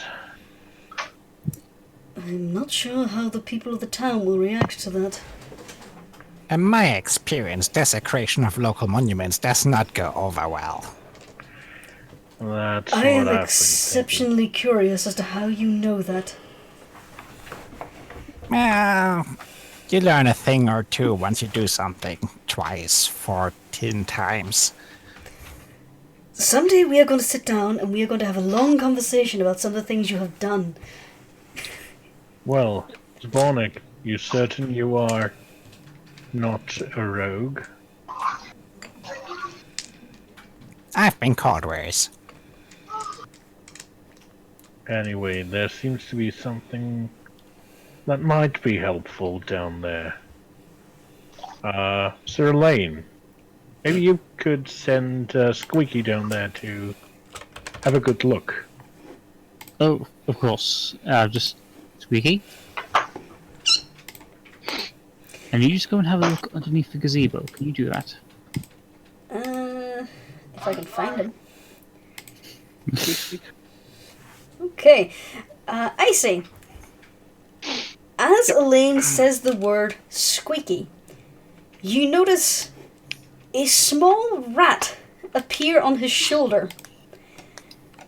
This rat appears to have a skull in place of its head, and it has an almost vaguely incorporeal body.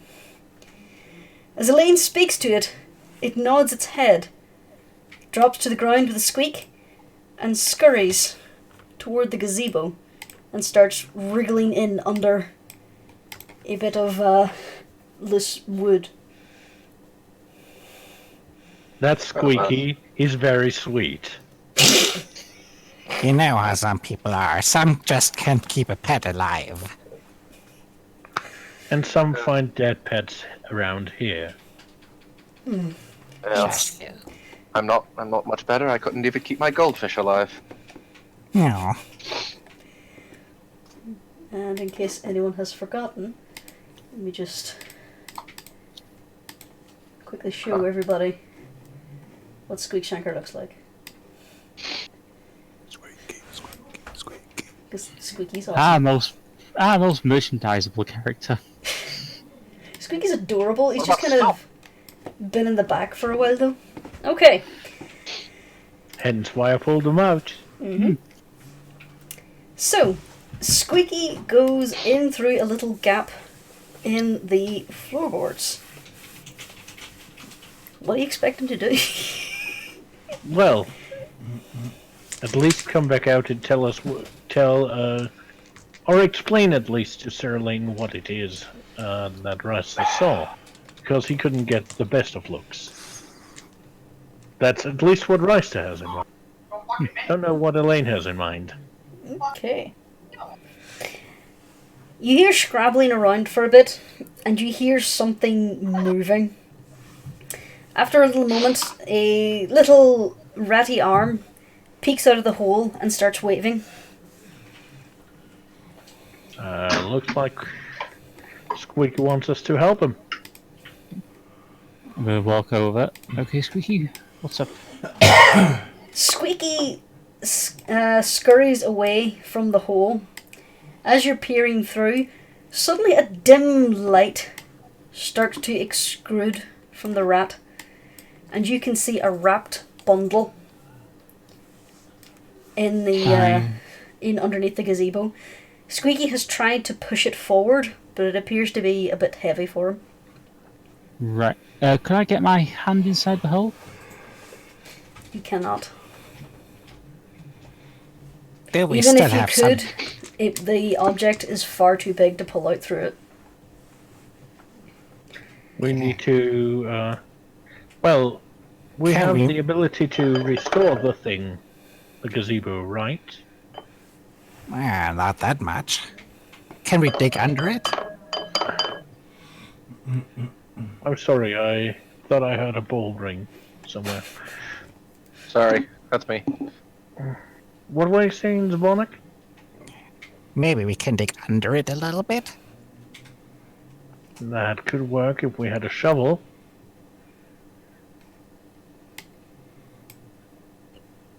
I have claws. Yeah, but you know how high up we are and that it's pretty cold. Yeah. The ground is pretty hard to dig through if it's undisturbed. And that's just a rough estimate, so we might have to, well, use restoration on the stairs after we got it out. Well, I won't stop you. That's at least the best I can think of right now. I'm gonna I say do- we've completed. Oh, no, now you probably wouldn't let me. What are you trying to do? We were gonna say I've got 3 cantrips, and I think Warlock can perform mending, but it just had a short rest, so I don't think I'll be able to swap one out. Let me double check the rules on that. 'Cause I know think- Warlock gets a spell slots back once you've had a short rest. This may be a good time to mention that I have mending as a cantrip. Oh, Do you have it prepared? problem solved. And problem I solved? think I think Yeah. cantrips you don't really need to prepare. You don't Yep. know. so. No, I have mending as well. Oh, there we go then. Problem solved. Well, in that case, we can basically restore the thing to its former glory as well. We have 2 Mendelists. I don't want any bread right now. Yeah, I'm gonna take Squeaky's blade out and start delicately prising up the planks of where the item is. Okay. As you do that, Squeaky runs over and starts pushing on it from the other side, being all adorable. Good boy. Good boy, Squeaky. Ryster takes his long sword and shoves it in between the boards and tries prying it open as well. Okay, I would like you both to roll a strength check. Of course, of course. Keep an eye out. Oh, for God's sake. Okay. Elaine, you're slipping again. Elaine, you can't quite get enough purchase with such a small blade, but with a longer blade, Reister is able to get much more leverage, and he manages to start moving the board. As this board moves, you hear cracking and splintering as boards under and around the stairs start breaking as this board is shifting. And finally, he manages to pop this board away with a loud crack and splintering of woods around it. We should probably move fast. I don't think this will stand for too long anymore. If we don't mend it quickly. Okay, Zbornak, I'll be ready. ready. Alright. I reach in and grab the bundle. Okay. You grab the Squeak bundle, Shanky and Squeaky jumps jumps out. out. Man Alright. away! Okay. You can only mend a little piece at a time as you do this, but with Reister holding the pieces of wood back in place, you're able to slowly combine your spells again and again and again and again to get it back in not pristine shape. It still looks like it was broken, but now it looks like it just cracked due to wear and tear rather than intentional vandalism. Yeah. I would never have been a carpenter. Well, you For look more now. like a mama to me. Neither would I, but here we are. Well, That's Yeah. what we need on our team. Woodworking. well, to be fair, Sorry, never mind. That's something else. one of my cousins is a carpenter. Ah, Is her name Carol? Karen, sorry. No, it's not Carol. No, Carol's actually a priest. Oh, right. How do you know Carol? I may have encountered her. do the carpenters still have the thing where they are all bearded and long-haired? I don't know. Anyway, Elaine, so let us see what we found under there. Yeah, I'm just gonna unwrap the bundle. Okay. You unwrap the leather from around the bundle and you find a wooden chest. It appears to be banded in iron and it does have a lock on it. Don't suppose any of you know how to pick a lock. Reister? Oh, that was still sleight of hand, wasn't it? Yes. To pick a lock.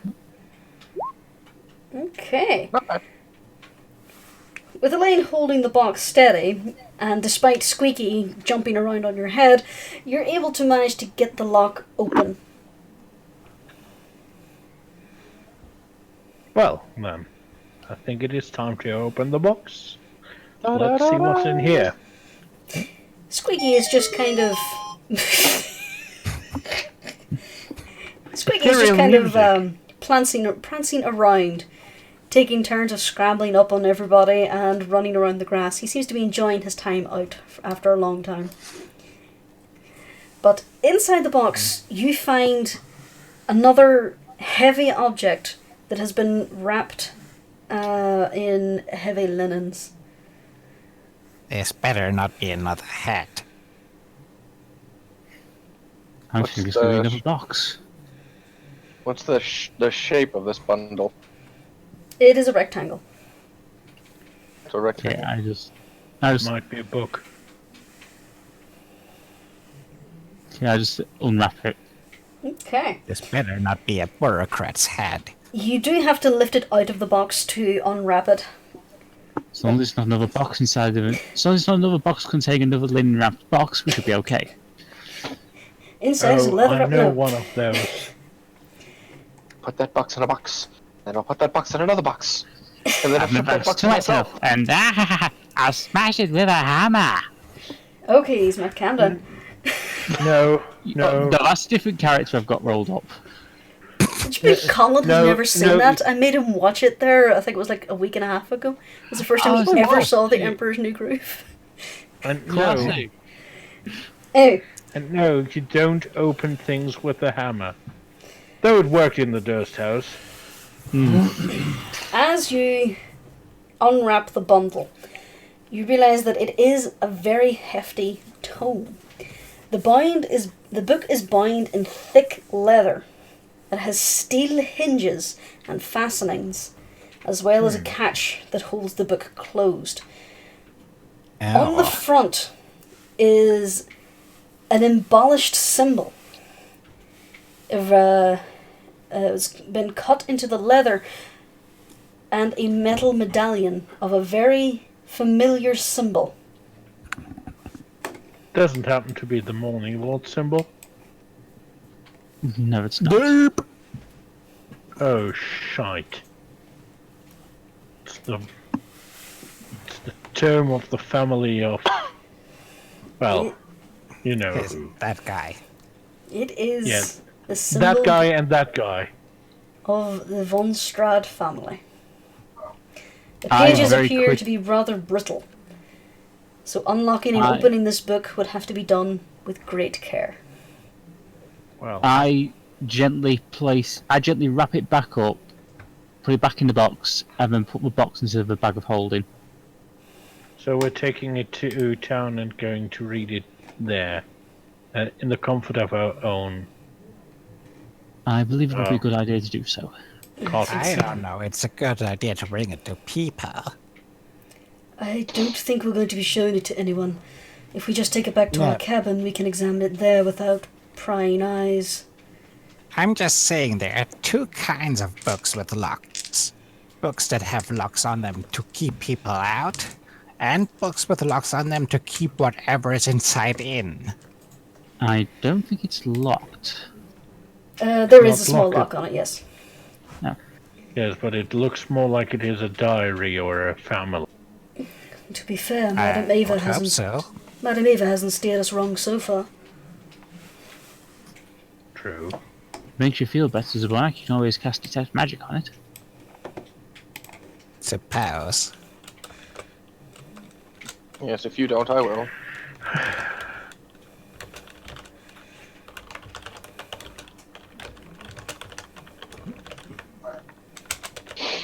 Well, but someone wanted to keep this part of the family under wraps. Yeah, just for the hell of it.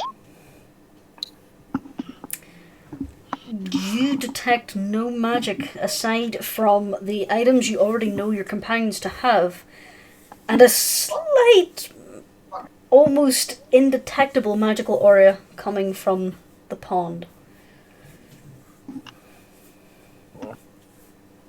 Alright, I feel it's safe to open. But that's just one vote. That's more than nothing. Well, I vote we don't do it in the open. Agreed. We should do this in the safety of, well, our home, for lack of a better word right now. Yes.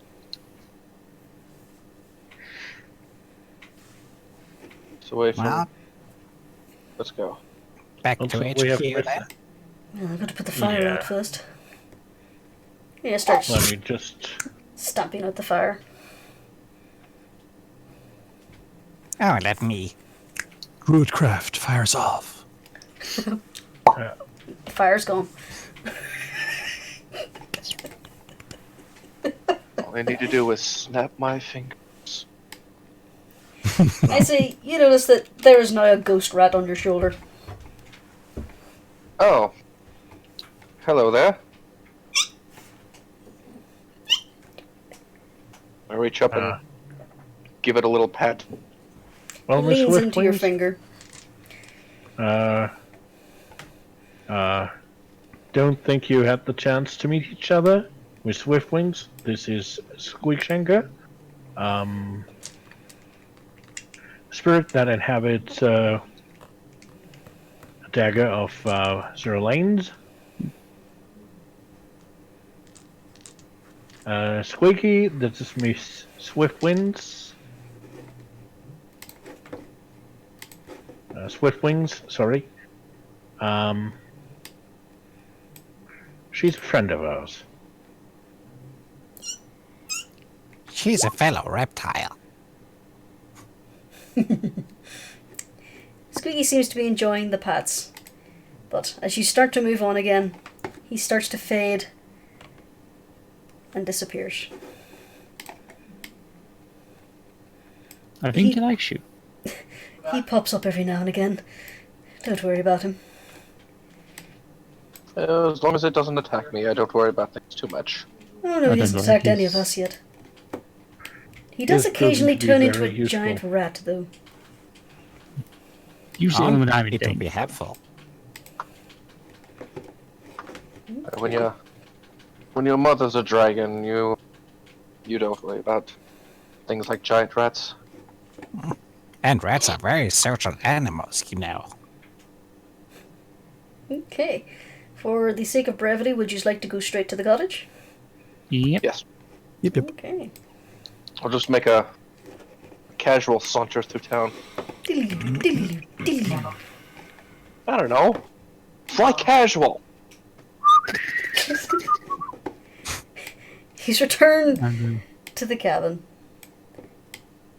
going to leave the table and delicately pull out the book, and I just need to go away 5 seconds. As Reister goes inside, he's taking a look over to Ez, who seems to be sleeping right now.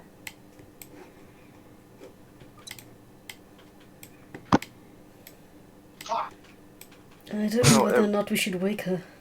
What do you think? I think it might be best for her to rest at least for now. Bed rest is seldom a mistake.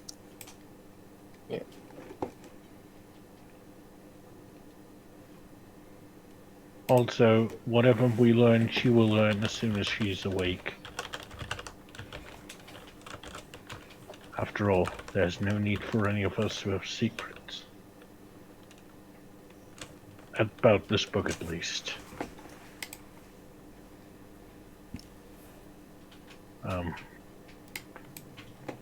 Rice is getting red as a beet.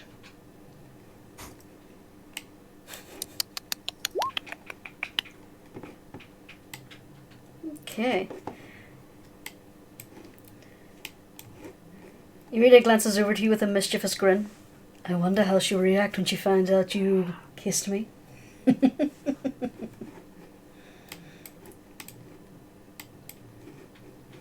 We will have to worry about that when she finds out.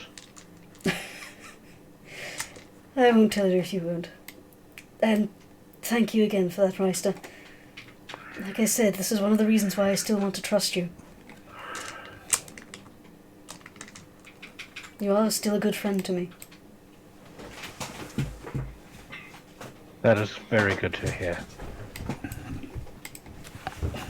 Okay. Irina's just kind of sitting in the bed next to Ez and glancing over to see what you guys are doing.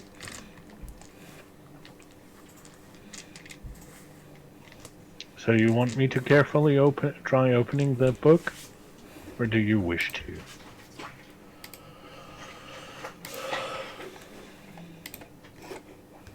Elaine.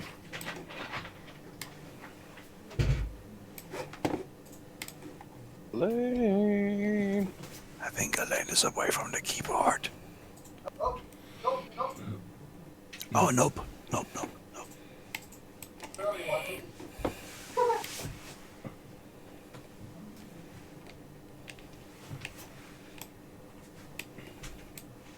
I think we lost him.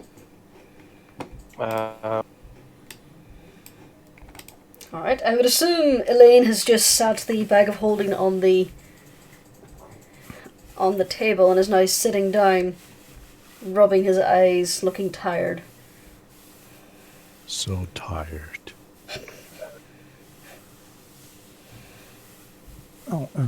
Zabonic says, If we open this thing, maybe we should have mending at the ready again, just in case.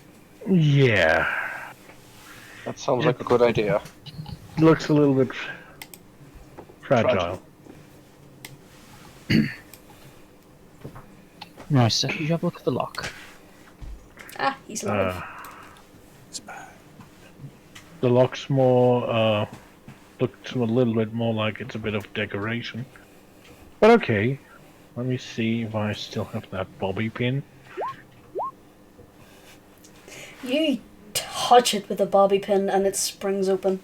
It was a single Well. pin tumbler. It was very easy to open.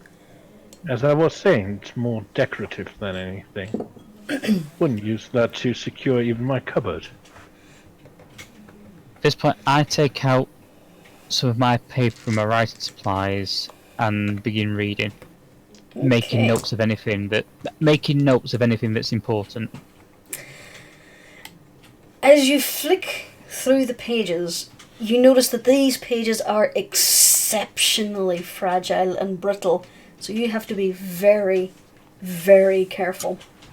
It is written in cursive, in a flowing hand, but there appear to be some instances of shorthand where he doesn't really use words that you would have known in common. So if you are trying to read this, I would like you to make me an intelligence check.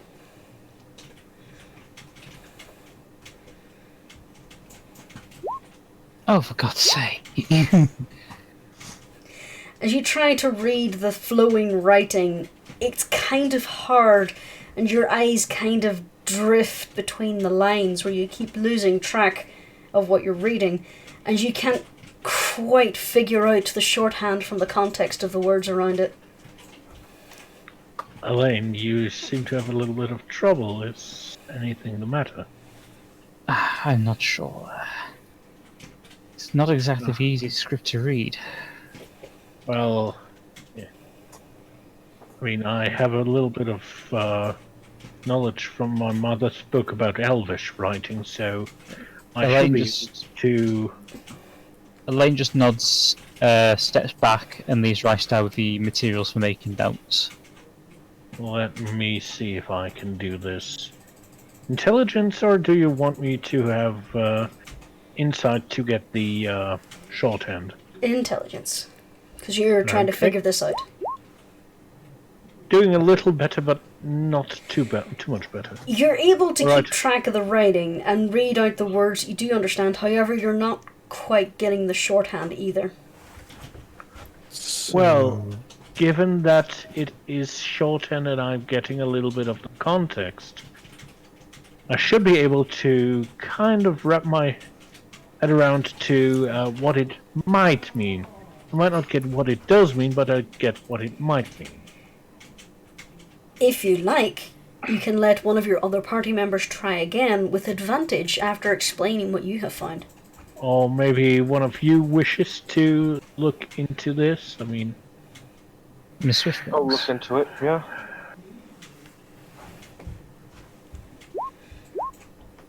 $19. There we go. then a 19. With what Reister pointed out to you, you are able to read a little bit easier, and with his help you are able to sort out the context clues of what his shorthand might mean. And after, I would say this would take you probably about an hour or so to go through the whole text, you're able to copy it out in a more legible format.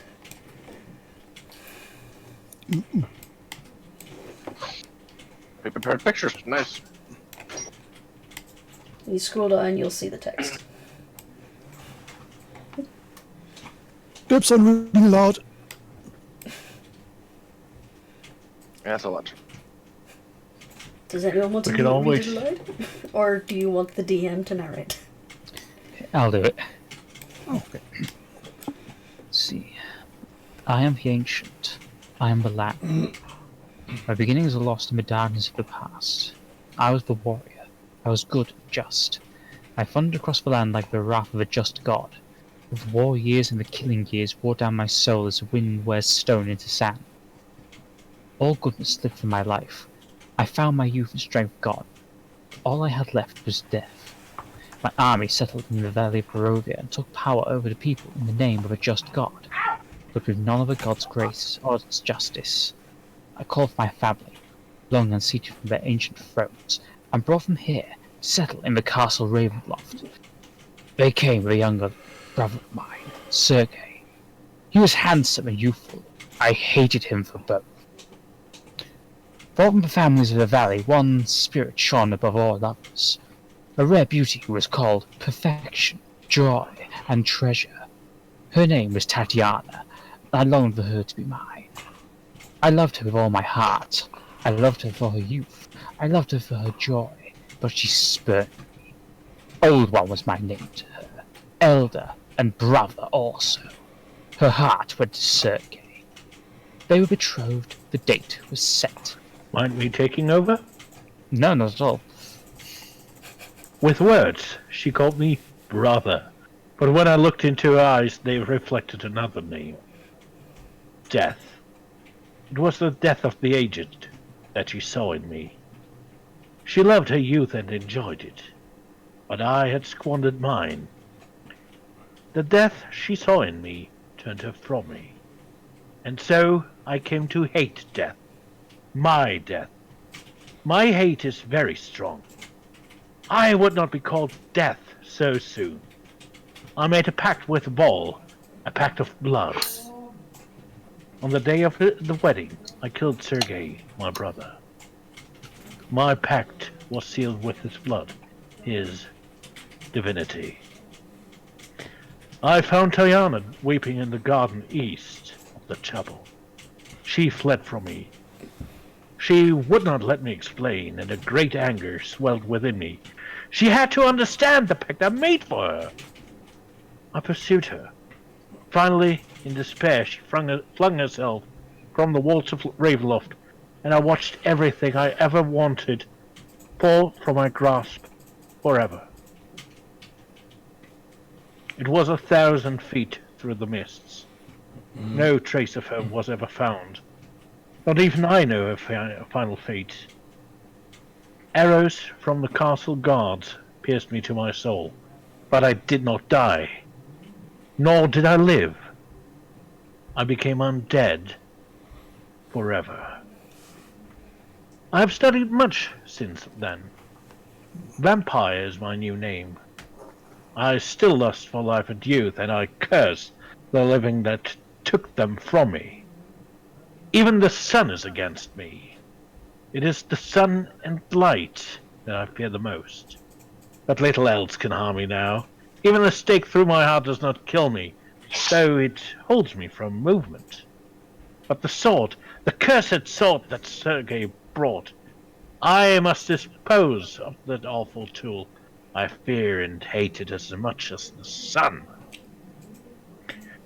I have often hunted for Tatiana.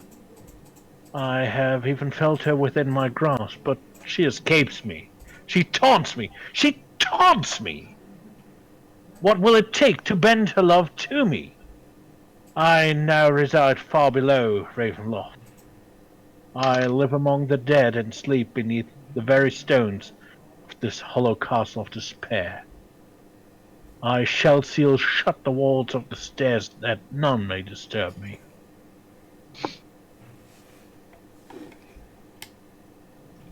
Centuries and centuries, and he's still 14. Well, 40 going on 14, rather. Yes. More If we're pathetic than I going to make realised. Twilight rules, then he's stuck at whatever age that he was turned at. Well, given that she called him old and everything, well, at least he managed to keep himself look decent. Then again, he's keeping himself sealed. Ziploc fresh. It's more pathetic than What's I a Ziploc? realised. Sorry, that was out of character. And now we know how to strike him. Yes. Don't we? Stake with heart will keep him from moving, at least. Yes. Then the The sword. only thing. Yes, and Assuming we that's have sword. half of it. We need to find the blade. Yes. Heh. Typical for his kind. Just give him some wood and he doesn't know what to do.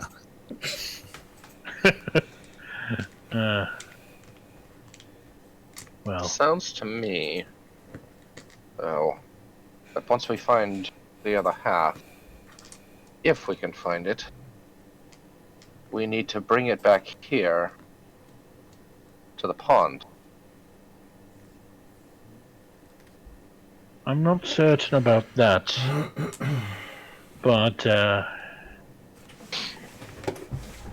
it doesn't seem like the stupidest of ideas. In this world, I'm throwing nothing to chance. Yeah.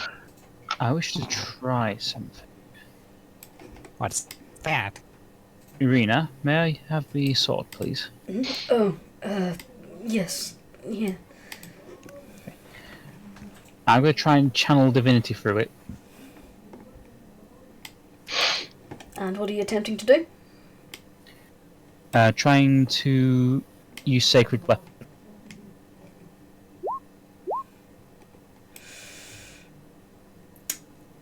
As you use Sacred Weapon, your usual magical sword appears next to you, but the hilt in your hand doesn't appear to do anything. Well, It's almost like you could use your holy weapon on it. That's my holy weapon. Oh, well. it was a good guess. Oh, crap, do we need the ghost of the blade? Well, I don't think Sergei's going to give it up so easily, given that he's now heartbroken. Irina holds out her hand for the sword. Okay, I hand it back. So he was Irina, really you- scared of this thing.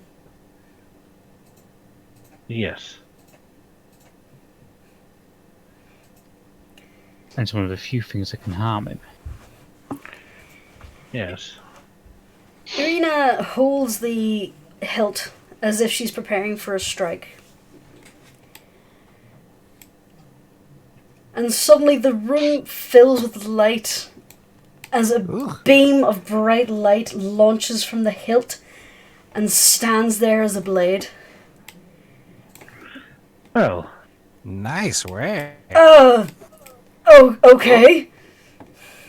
looks like the blade has decided to come out. So It's funny. It's funny. I didn't expect it to be really just a blade of sunlight. Honestly, I was Looks not like it. expecting it either. Looks like it may be a family heirloom. Creature, do you happen to have the lightsaber sound effect? I did not prepare for that one. I made those noises with my mouth.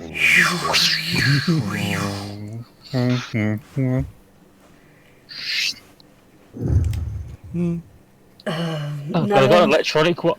And oh no, I'm not going to do it. I'm not going to go and grab one. No, mine's broken.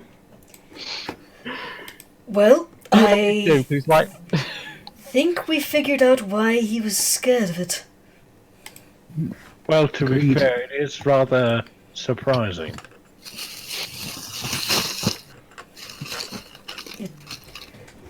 Feels like a blade. Well, as I said, it might be a blade made out of sunlight. In any case, it is a light weapon. I'll have to go next week. And here I thought I usually make the bad puns. You gotta listen to me more, dearie.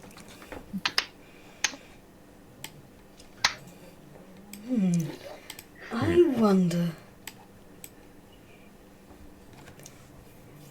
Yes. Irina brings her finger up to her mouth, bites into her finger, and rubs it along the blade. And suddenly the shaft of light has arcing lightning running the length of it. Ooh. Ooh, nice. Fancy. No. Light and storm. That is interesting. Well, Does it do that with any blood or yours specifically? I've used I it think before as it a mimic. works. I think it only works with hers. It's like with Eza and Fire. Zabornik, are you having a senior moment? I'm just wondering. It's a magic weapon, all bets are off. It's Well, It's always essentially Irina's Crimson Right.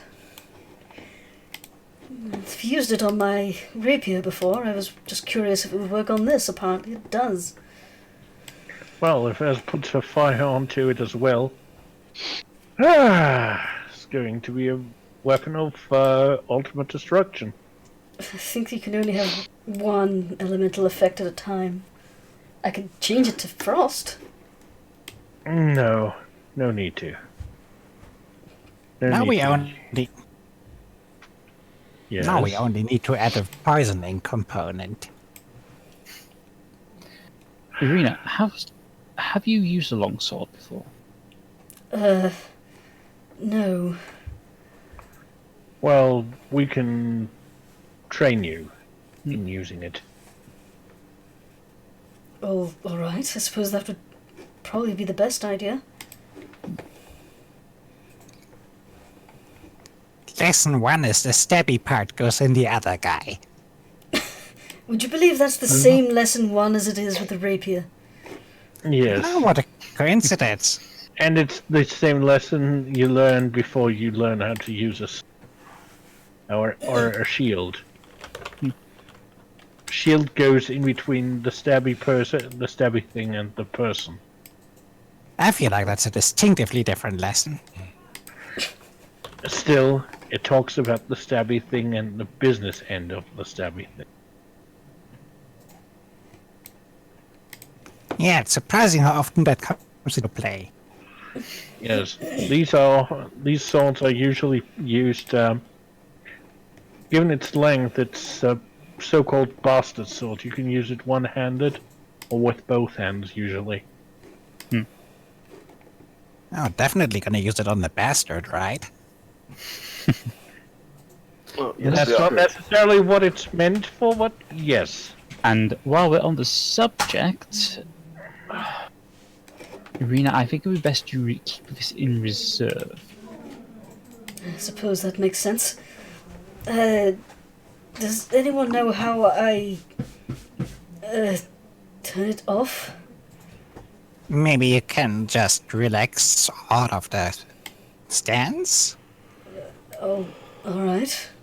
Perhaps you could try willing it to turn off. Rena kind of eases her stance, and the sunlight dissipates like a flame puffing out of existence.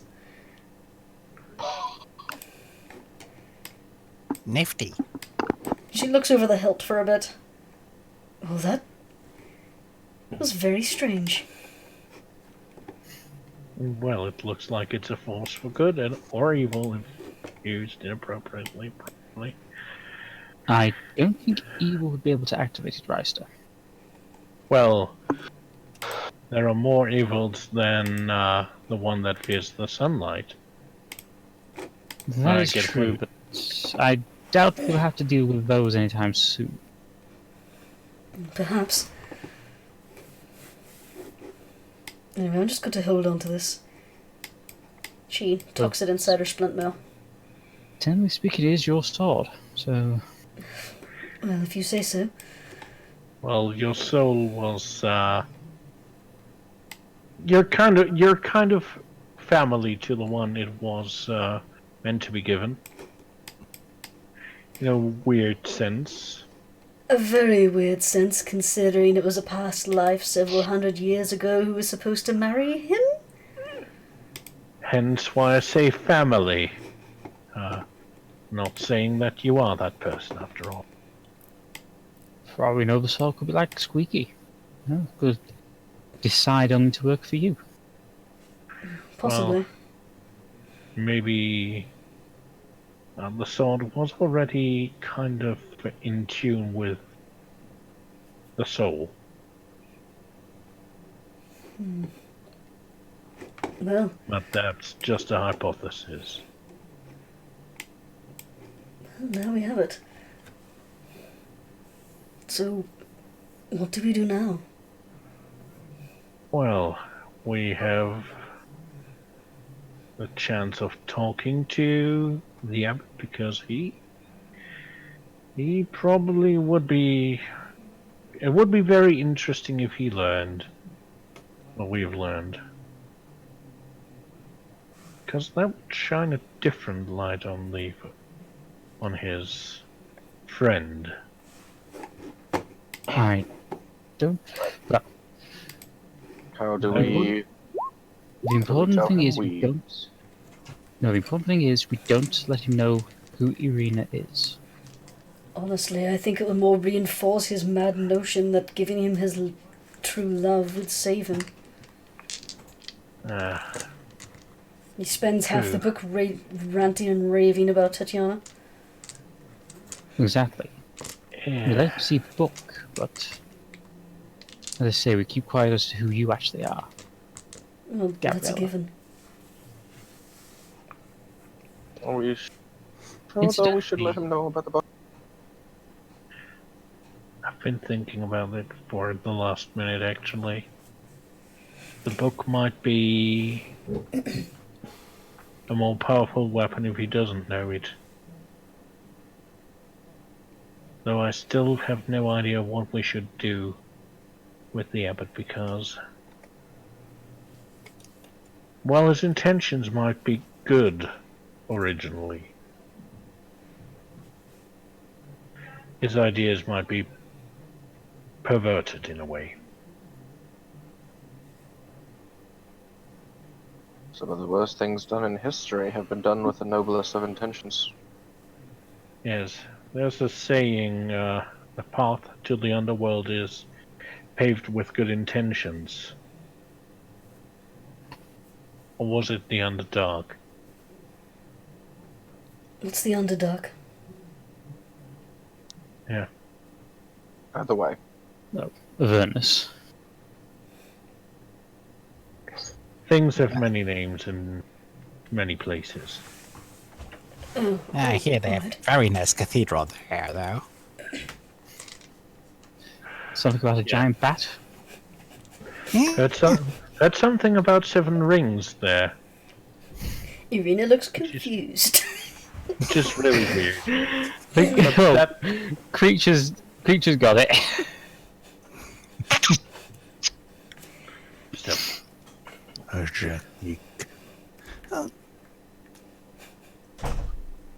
Anyway, moving on.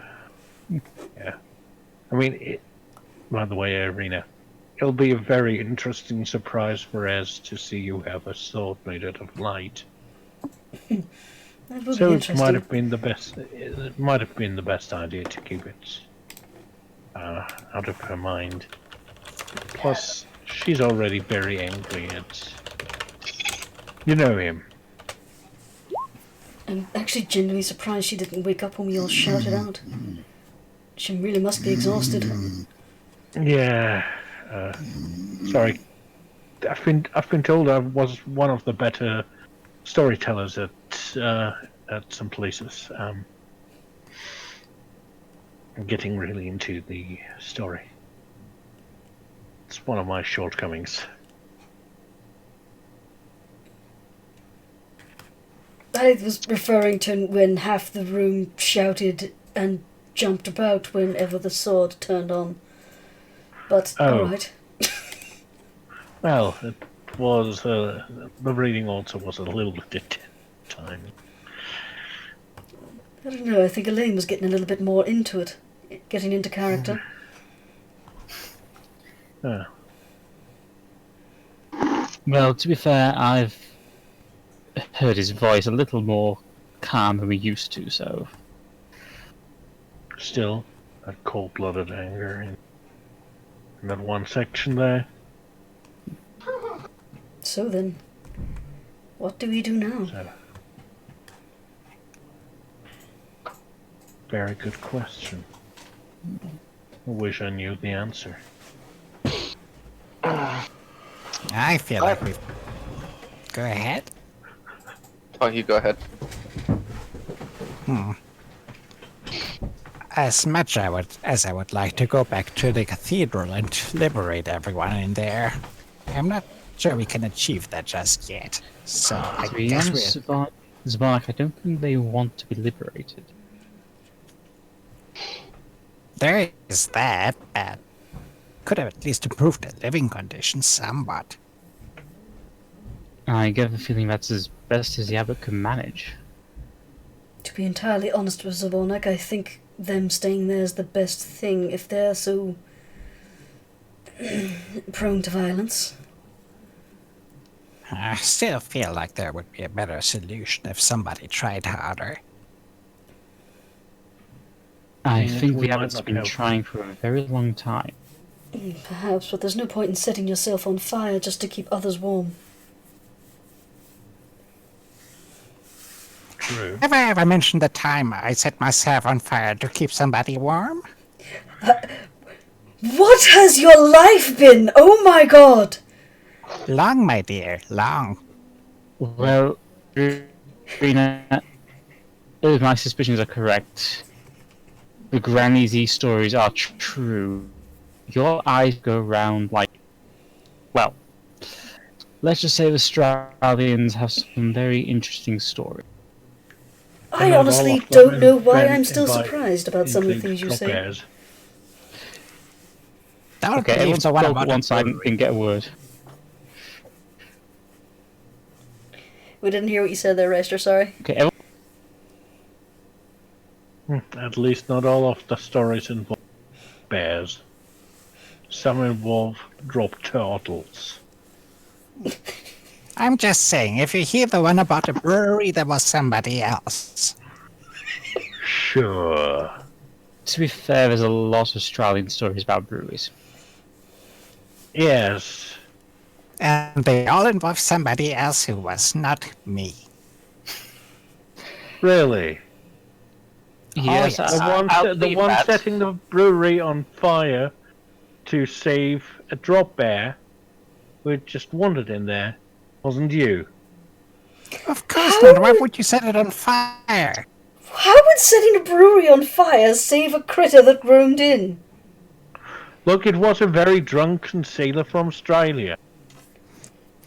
In all honesty, I do want to travel the world, but I think I'll stay away from this Australia place. It sounds crazy. As I said, But they're very I dangerous don't animals think we... there.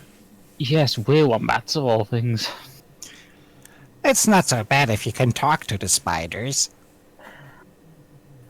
As long as there's a... As long as we're careful around the dragons, eh? And the drop bears.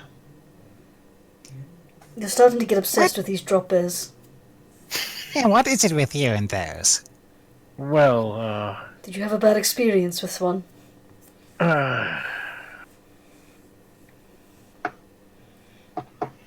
no. Insight! Actually, yes.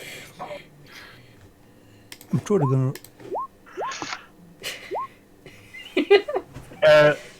Hang on. If you're trying to hide something, I would roll deception. Can I roll insight as well? Rysa was attacked by one once. And has not been able to get it out of his mind. Natural one. I thought the shape of that scar looked familiar. Elaine just gets distracted by Ez going, stop it, Malcolm. Ez hasn't moved since you've gotten under the house. Yeah, I think she's we still should check asleep. on her. If she's still asleep, she's just dreaming about somebody called Malcolm. Actually, Zubonik is going to check on her right quick. Is it okay to roll a medicine check for that? Mm-hmm. Roll a medicine check. Oh, that's low. Looks like she's sleeping. She looks okay. I think she was just having a dream. Are you hope so. certain about that? Well, given the way she said, oh, stop it, Malcolm. Well, She didn't say that because she hasn't said or moved since she's walked into anything. Meister, as you look over her body, you notice her breathing is exceptionally slow. You're pretty sure she's not asleep. She appears to be in a meditative state. Uh-oh. well, whatever she's doing, she's in trance. Almost like when she was keeping an eye out on me. Well, her eyes are closed and everything. I said almost. Zubonik is going to try a lesser restoration on her just in case. Sure. No effect. Hmm. Your spell worked. There just wasn't anything to dispel. Well, I know that elves are capable of going into a trance-like state instead of sleeping, but Yes, that's how I sometimes do it. Given that I have ancestry Fey kind, but yeah. This is a little different from how I remember it. To be fair, do you know what you look like when you meditate? Well, I'm not the only one in my family, so I know what my siblings look like when they meditate. Riley looks a little confused for a moment. I'm not sure whether or not it would be considered creepy to watch your family members meditate. Well, look. Is it creepy to watch your family Sometimes- members sleep? I'm not sure. Look, I was the last one to fall asleep. Or go And- to rest. to be fair, Arena, they probably... I mean, no offense, Rasa, but they probably shared a room. Yeah, I suppose that would make Usually sense. no, but sometimes we decided to rest out in the barn. So I feel yeah. like we should stop this inquiry before we find out things we don't want to know. Just saying it's common for some families to share a room. Well, we had separate rooms actually. But as I said, sometimes we decided just for a lark to stay in the barn overnight. Yeah, Elaine's being very careful not to say peasants or something similar. He's trying not to be the obnoxious rich kid. Well, I'm just laughing at the fact that someone downstairs rolled in that one and is now screaming. I think we heard that. There's a D&D game going on downstairs. I'll have to find out what that's about later. Okay. Also, there were a few elves and half-elves in my military unit. And I had to check that they weren't up when they were supposed to be resting. Anyway, why don't you go out and see if you can rustle us up some rations? Maybe find out what the Abbot is up to, and I'll keep an eye on Ez, just to be on the safe side. That'd probably be a good idea. Yeah, especially the rations. Maybe we can find someone who has some peas. Make some sort of pea porridge. Possibly. Irina, will you be okay on your own? I'll be fine. I'll lock the door behind you. Okay.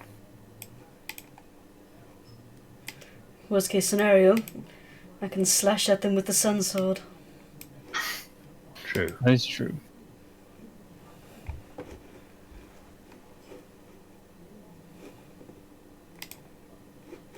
Damn. Oh, I was kind of hoping I had message, but I don't have that cantrip. I don't think Warlock can get it. Wouldn't work anyway. Hmm. Not with Arena. Oh god, yeah, that's true. You got her locked off. Could have tried sending a message to Ez, but given that she's meditating. Hmm. As Swiftwings heads outside, Arena wishes you luck. You hear the door close and click closed. Or click the lock, click closed. Give it a quick test. It's locked. Good. Let's move.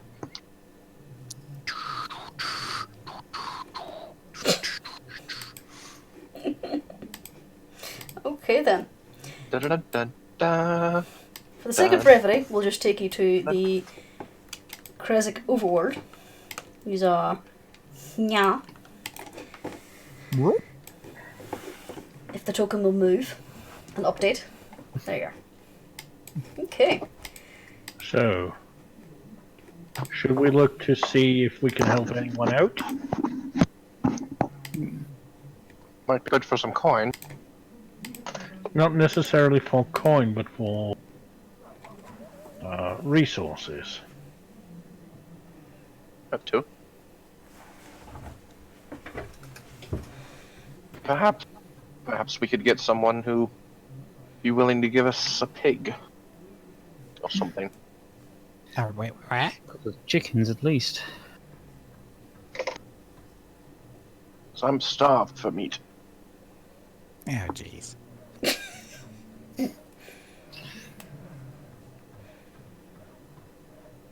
Not Okay, everyone can subsist on a diet of plants, Zborn. I know. So, Zabonak, if you can get hold of the right herbs, all you need is a pot of slightly warm water, just tie it around the chicken's ankles and let it paddle around for a bit. I know what kind of chickens. Did you just describe drowning a chicken as letting a chicken paddle about a bit? No, because we wouldn't need all that much. We just need, like, say, 2 to 3 inches of water in the pot and just let the chicken wade around for a bit, take it out, and then just put it on to boil. Just put the veg in. There you go. Essence of chicken feet? No, clear chicken Or soup. essence of chicken ass. No, clear chicken soup. Yes. Sometimes I can't follow you guys. Well, it's a thing in cooking where they put the meat into the soup, boil it up, and then take the meat out and then serve the soup. Yeah. Yeah, but they Okay. cook the meat in the soup to do it. That's how you get a stock. Yeah, it's basically a stock. Yeah. Anyway, We're doing it kind of magically. so you're standing in the middle of the square arguing about Well, how we're to doing- make this soup. Well, we're doing it by letting the chicken paddle about with herbs tied to its ankles. I People suppose are we could let giving it you- paddle around while we slowly turn up the heat. People are giving you odd looks. First of all, chickens are not frogs. And second of all, no. Well, we could let you paddle in the water. You first. Nah. You've seen that I swim like a lap duck on a plank of wood. That doesn't seem like a problem in this scenario. Oh. Anyway, or maybe we find some really, really useful plants. Like I said, peas are very useful. Maybe we can find. Well, lucky we can find some wheat or anything. Make grains, so we can make a hearty bread. We'll see. And yes, Miss Swiftwings, we'll look if we can find at least a little bit of meat. Swanwick, you've gone really deep. I don't know what you're talking about. I think you're hallucinating again. If I were hallucinating, or more sounding a lot more like this. Then, don't. Yeah. Alright, That, by the way, was completely out of character. Oh, of course. so then, what are you attempting to do? Well, Say, looking around for food. looking around for anyone who looks like he's struggling with a garden a little bit. Okay. Then, if you're looking for gardens and trouble, I would like you to roll me a perception check. Zabornik, you can do yours with advantage, Alright. because you know what to look for. Interesting. Interesting. Nice. Oh, that 19. helps. Yeah, I think I'll join in as well. You're still a little annoyed about about the comment of the swimming chicken. Not really paying much attention. It wasn't swimming, it was paddling. Natural 20. Certainly, looking around, more so to avoid Zabornik's annoyed gaze, you notice that there are a number of gardens around this area, right here, that appear to be having some trouble. The plants don't look as healthy as some of the others around the town. Like the gardens over here look perfectly healthy. But these ones, not so much. How's the Bornik? You could go help those people. Yeah, I may as well. Well, So Zabornik is going to walk up to the people who seem to belong to those gardens and say, Good evening there. or insert time of day. It would be late afternoon by this point. Good early evening there. What is the same evening? We're talking around 4. It's evening enough. good I day, s- sirs. I'm a Madam? senior citizen. I'm going to bed so early. Anyway, you seem to be having some trouble with your garden there. What business is it for yours? Well, as it happens, I am kind of an expert, and I am happy to help if you would have my help. She has 2 green thumbs, basically. I can see that. Green body too. Yeah, I mean it not only figuratively. Not Yeah, only it's- literally, but figuratively. It's She's a started with druid. the thumbs, and it's spread out. Anyway, do you have any idea what seems to be the problem with this? No, I don't know. Whatever it is, it's affecting them as well. The emotions to the other gardens that are off the back of his. Investigation? Yes. With You know advantage what? because nature. Right. Rice is also going to investigate it because he grew up on a farm. Okay. Don't know if that might help, actually. No, it doesn't. I'm gonna also do it because with Icy's background being a hermit, she's had to grow her own stuff in the past. Okay. You have a little sniff around. Ooh, very nice. You have a look around. Zabornik, you seem a little bit too focused on the plants themselves. I say, with your background, you know exactly what to look for. You look for the compost bin in the corner. It looks to have been shared amongst the gardens, and you go over, have a look in. There's something off about this compost. Alright. Should I do a second investigation to look through the compost? Yes. Okay. You find yourself a stick and start digging through the compost.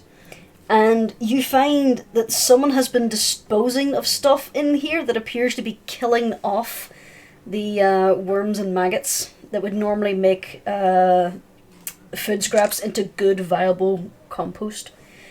As you dig in through, you eventually find what appears to be an old potion vial, cracked, and its contents leaking into the compost. Ah, Well, I think I found your problem. Oh, good find. I carefully, I don't know, I tear off a piece of my robe and pick up the vial with two fingers and hold it up. Okay. As you carefully pick up the vial, you notice that whatever had been in here smelt absolutely foul. It, to your nose, it smells like it had been a potion that had spoiled long ago. Whatever magic is in it has turned sour and bad. The contents of it has leaked entirely into the compost bin. Yeah. I think your whole compost heap is going to need to be replaced. You what? What do you mean? Somebody, not sure who, because obviously not from here, but somebody dumped this spoiled potion into the compost heap. Oh, that stinks. Probably. Oh, God, what is that? Yes, Oh, I'm get not rid of it. sure myself. Oh, get rid Let of me it. do a quick Arcana check. You can try. Nope. Right I there. got- No I idea. try as It's a well. potion of something. Natural 20. Okay. Oh, that's 13. With +5. Oh, shit. You have a good close look at this vial, and again, you try and take a tentative sniff, and you have come across something like this before. This is a very poorly made virility potion. I think,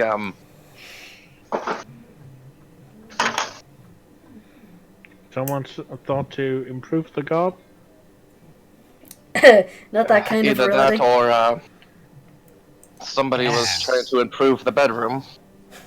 Somebody need a little something to put a lunge in their plunger, so to speak. Ah, right. I bet they mixed up their herbs. It happens all the time. But either way, the entire compost heap is going to have to be disposed of and started again. It's leaked out everywhere. Yeah. But in the meantime, I mean, I can help a little bit anyway. Zabornik, would you like to have a peer in there and roll a nature check for me? Okay, sure. Let's table that for now then. Okay, you peer into the compost, and with a little bit of digging, you're pretty sure you can remove the tainted earth.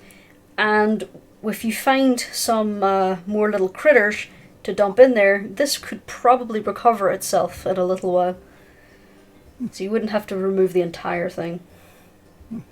Yeah, I think I can fix this with some effort. Actually, I'm still gonna use up a spell for this because I'm gonna cast Speak with Animals and just call for some of the needed worms and other insects to get in there and do their best. Roll persuasion. Oh yeah, that's a good point.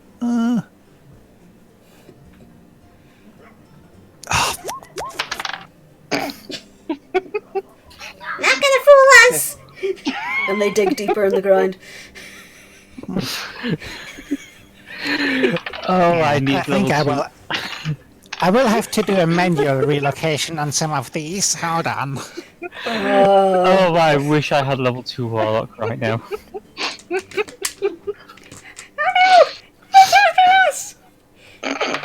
Do I They got Larry.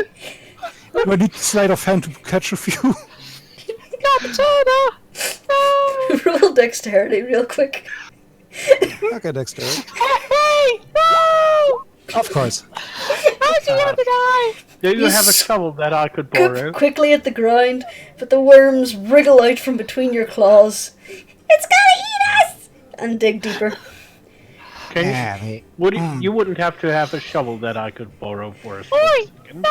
At this point, the man whose garden you're in taps you in the shoulder. You know you could probably go and just get some from our neighbour's compost. And he points across the street. Yeah. I mean, if you want a sheet, I- sure. Don't know if you're on good terms with your Yeah. neighbors. Zbornik, you go try talking going over and If you, politely ask for.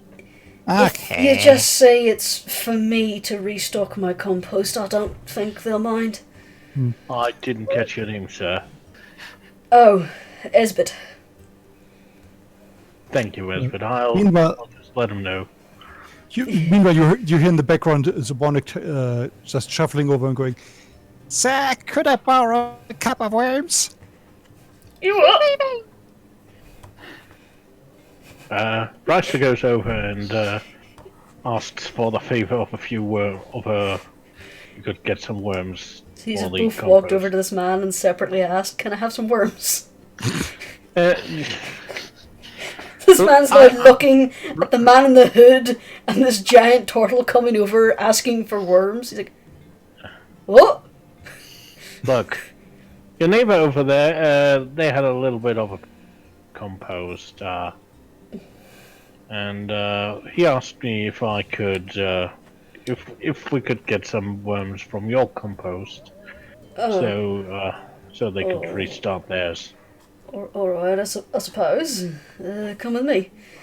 So he leads you around to the back of his house, into his lovely and pristine garden. He opens up his compost bin and motions for you to dig in. Thank you. This bin I shovel is... up a few bits and pieces of the fertile compost with the worms wiggling around. Okay. Monic, you don't say a word. Help! Help! What is it? Oh God, We're just going to resettle you. You may want to hurry with those. They get kind of nervous. Dodge! No! Well, thank you very much, sir. Your neighbor greatly appreciates it. With that, right. He closes off his with that, compost I bin move and over. watches you leave. With that, I hastily move over to where when Swiftwings is working, and As you follow behind him, Zabornik, you hear the cacophony of tiny voices. Whee! Oh no, we're gonna die! I'm flying! We almost made the best, and we caught in the wall. I dropped my apple! No! Could you wave them about a little bit? They seem to like that. some of them might get seasick otherwise. I mean, Oh God, Ben threw up! I'm a great flying sheep! well, So as Ms. Swiftwings has taken her time to clear out the tainted earth, you put in some fresh table scraps and relocate your little colony of worms. And they seem to dig quite happily into the scraps very quickly. Hey, this isn't so bad at all. Victory! Ooh, cheese!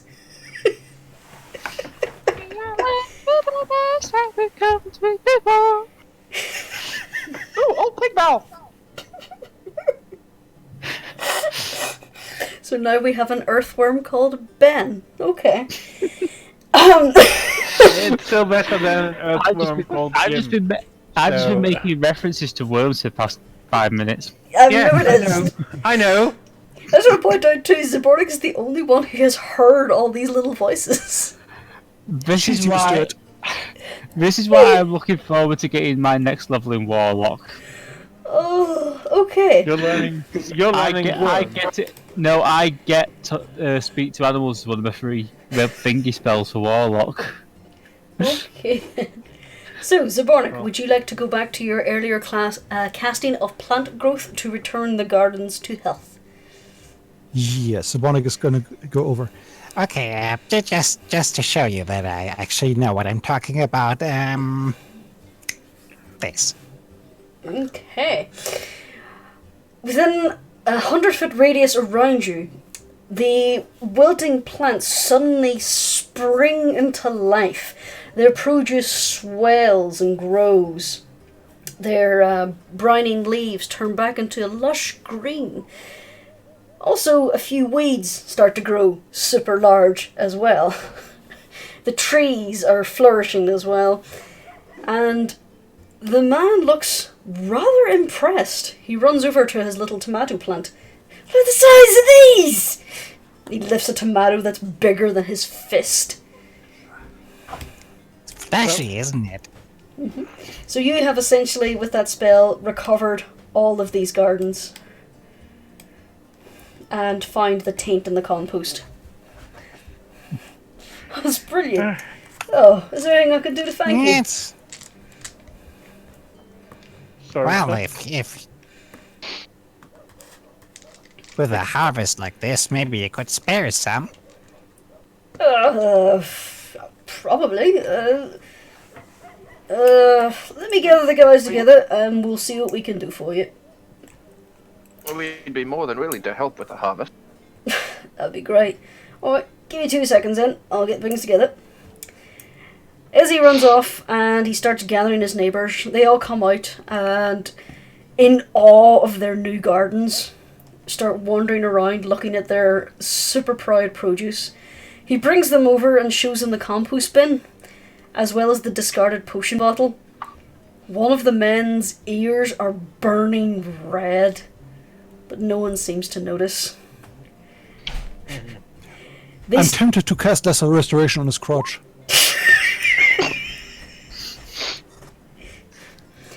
Elaine, with that insight, it was works. totally him.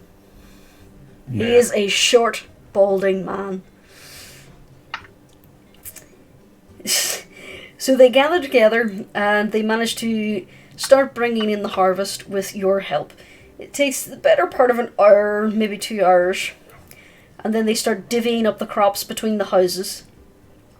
And they end up with 2 baskets of fresh produce, 2 chickens, and a goat. Oh, well. Thank you.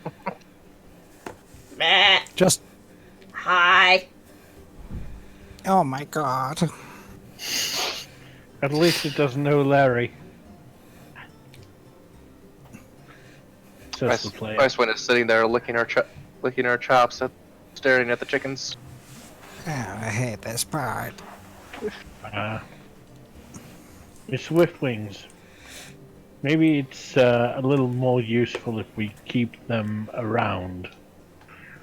Renewable resources. But chicken. Yes. Eggs? Chicken lays eggs. Eggs contain a lot of protein. Yeah, the brown one is still a good layer. The white one might be near the end of her laying days. Very You good. see? Just have to be patient. Well, and here we have, and here now we know which one is going to paddle first. Also, Elsa kind of leans into you.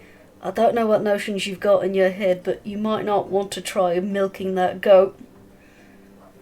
Oh, Yes, I think I guess what you mean. Yeah. yeah. If you do, you'll Didn't get have no to milk, but you'll get a go- friend for life. Yeah, it's not the kind of milk that is very, very sustenant.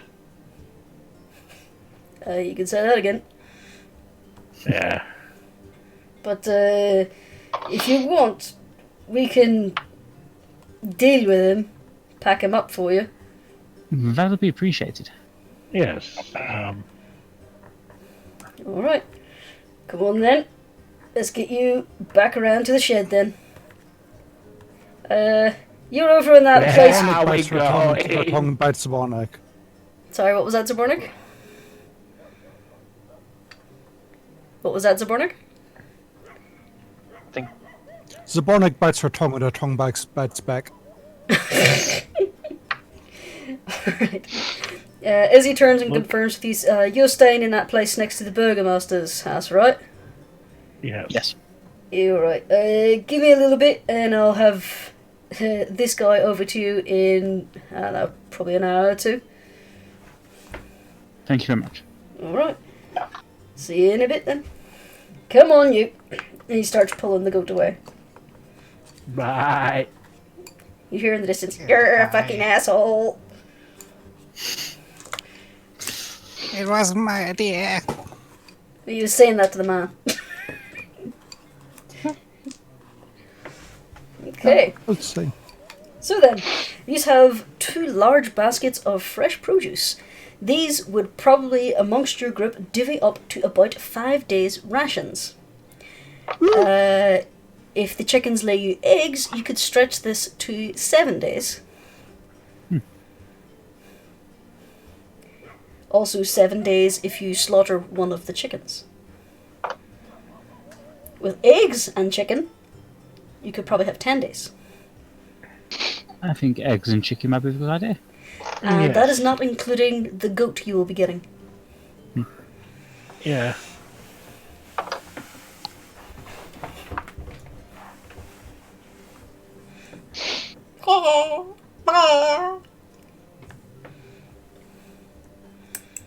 Question is, how are we going to carry around a chicken?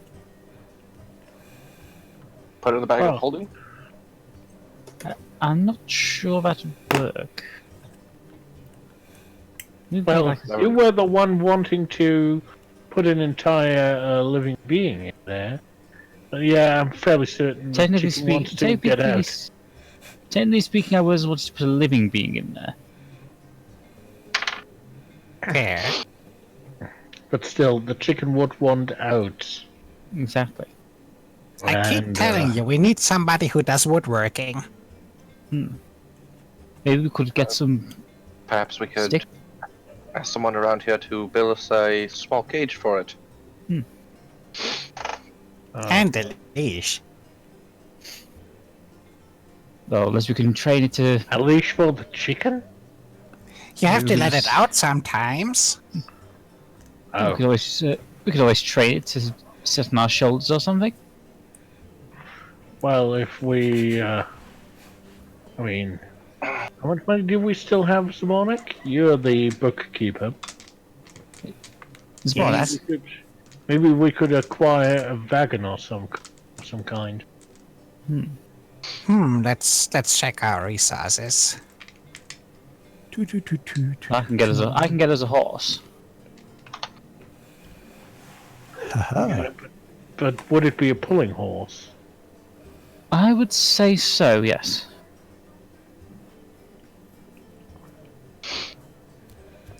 So the resources come down to 10,647 silver, 1,214 gold, 500 copper, and 500 GP gemstones. Do you want to add your chickens and rations onto that? Well, that's probably a good idea. I think I probably need to find somewhere a bit more secluded to find our horse. Given these lands, you find a skeletal hole. Possibly. I'm really not sure. It's not a spell I used before.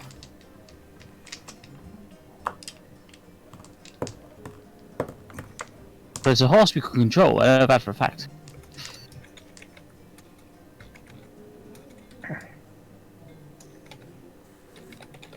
Okay, with that, I'm going to kind of scoot a little bit south to about there. And I'm going to start trying to cast Find Steed. Okay. So I can just... Up. So while the party takes their time organising their newfound food, and Zabornik petting the chickens, promising them she'll look after them as best she can,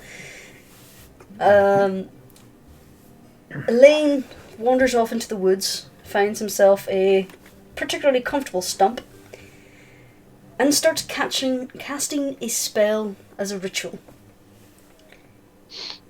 He takes his time, trying to focus on the steed. After about 10 minutes, as your party starts to get a little impatient, you start to feel a presence near you. As you turn, and coalescing out of the shadows around you is your Apparently brilliant something steed. wooing. Sorry. Wearing the livery of Saloon. Hello there.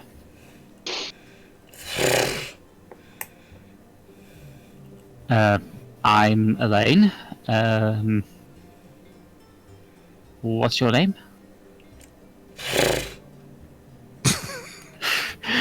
You're supposed to be able to understand. No, it's supposed to be able to speak to me. Does it? It has Yeah, the but- ability to understand you. I don't think No, it has the ability to wait. speak. 1 second. He has the ability to understand one language of your choice. It says communicate telepathically. You can communicate Like with us? it. So you can send it commands, Ah. but it can't talk back to you. Oh. It's a horse. A magical horse, but it's still just a horse. But it's an amazing horse that tastes like raisins, probably. Like I said, I assumed if it being telepathic, it would be able to like think to me and I'd be able to understand it. No, it means you can command it from a mile away. You're like, "You horse, come!" But no, it can't speak. Can you in some way indicate like 2 claps for yes, 1 clap for no?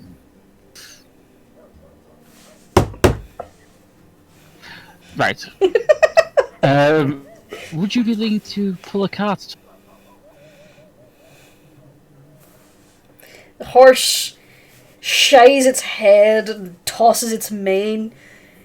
If a horse could roll its eyes, this horse just did it. But reluctantly. Look, I'm kind of not used to having to deal with mystical horses at this point. I've kind of... But anyway, we kind of have need... Well, first off, do you have a name? I mean, some kind of indicator of what your name could be?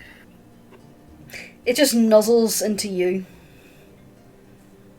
Bryce is going to go looking for him.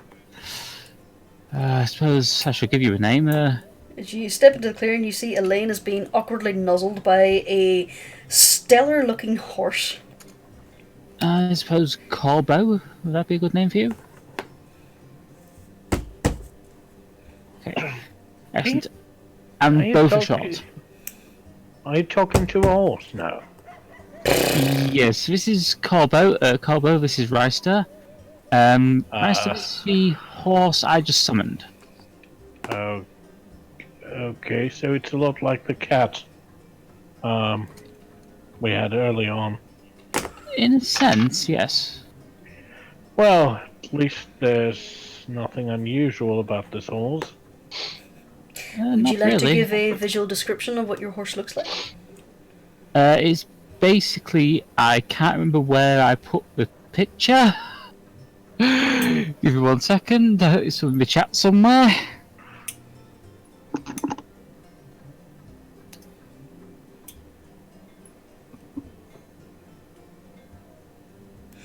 I was saying this whole thing about having a talking horse. No, I'm No, so sorry. you can't have can't Mr. have Ed. talky horse. Basically, it's a large black mare, like an Andalusian. It's got some slight armour on it, and a couple of the barding bearing the crescent moon symbol of Elaine's order. In the meantime, I also updated the picture for the party resources. Okay, I'm just gonna... I'm actually gonna Discord as well once downloaded it. That's the problem, I posted it so long ago that I've not got it to hand on with... To be fair, there is a lot more things in the pet tab that are currently displayed in the Specutator group.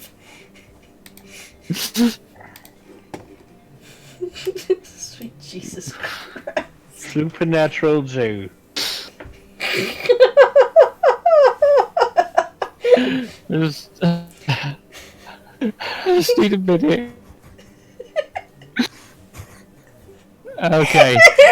Corbo just got up on the player chat. Oh, wait, no, yeah, just got up in the player chat and I posted the wrong bloody section. 1 sec, I'm gonna put yes. We know what we're doing. At least we pretend to be. I think I've dashed his hopes about having a talking horse. Well, I can always cast minor illusion to make it look the horse. I could just answering. imagine Arena's reaction now. The horse talks. Why does the... You know what? Why am I surprised the horse fucking talks? Oh my god. That's it. I've gone insane. Elaine, darling, you should forget that Ed's girl. That Arena girl's better for you. Why has it turned into a Jewish mother? Because that was the idea I had. Well, Elaine, You gotta meet my son. Elaine, When the world sees what he can do. God. I love you like a son, but nah. Well, that's not a good look on you. I actually stole it from Dave the Barbarian from Lula the Sword. Oh yeah, pretty, though. Luna the Sword. That is very pretty. I will make a token for Corpo at some point during the week. Anywho, you now have a horse. Well, now you have a horse, but and Rice is casting a minor illusion on it, so it seems like it's talking. In a very weird voice. No. Throw some peanut butter in its mouth. Nah, it's just hearing the voice.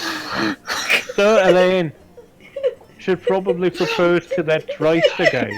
He seems to be a nice person. I You see Reister laughing his butt No, off. I just realised I'm getting around the talking horse problem. I get to speak, like I said, next level warlock, I get to speak with animals to the free thing. Yes. By the way, Zabana can already hear the horse because her speak to animals spell is still active. Meanwhile, Icewind is just staring into the forest going, "Oi! Zabornik What's taking hears so long?" from the clearing. Brings me down a celestial warhorse and he wants me to drag a wagon. What does he think I am? A workhorse? No! Elaine, what have you done now? You just push into the clearing, and there is a flustered-looking Elaine, a giggling Reister, and a horse that looks like it wants to roll its eyes. To be fair, we don't have. Oh look, there's a art giant yet. title now. Hey now, watch your words. Oh good! Someone actually intelligent. It's nice to meet you, I'm Kobo. Hello, Devillo. My name is Zabornik. I see that he has summoned you. Yeah, Yeah, he's yeah, a he will good do boy. that. Yeah, he really likes summoning things. It's kind of something that makes him feel better about himself. Oh, don't worry. He'll be good, alright. Oh yeah, he's got a good heart. He just sometimes upstairs it's not all in order. I suppose. So anyway, hi, it's nice to meet you. Tell me every little thing about you. Oh, you see, I'm like 400 years old, and I'm a turtle, and I have, like everybody in the adventuring party, has to a bit of a dark past, and I'm a druid, and I can talk to animals when I use this particular spell, and I'm good with plants, and I can find you the best things to graze on if as a spectral horse, that still strikes your fancy. Oh, I would love that. I do like my grass. It helps me keep my nice slim figure. Oh yeah, it also makes your coat quite shiny, if I can say so. I know, right? I spent forever on this. But do you think the saddle makes me look a little big? Oh, no. It really contours your figure quite well. The horse is neighing and sputtering towards Zabornik, and Zabornik is chattering away. Elaine and Reister is watching this, only getting one side of the conversation. What do you do? No, not even one side of the conversation. Because Zabornik is conversing in horse. Clearly. That is true. Oh yeah, the rest of the party sounds like. Oh, look, an apple! Oh, thank you, sweetie. Oh, I'm starving. The horse Oh yeah, you can happily depend munches on the those apple. reptile girls. Oh. Yeah, Looks have I like done? we've found someone That's to a good girl. have a talk to. This fucking horse! What have I Well, done? but I heard one of the guys in the manor house got himself a cock horse. Which is a strange name for a horse that's basically a stick.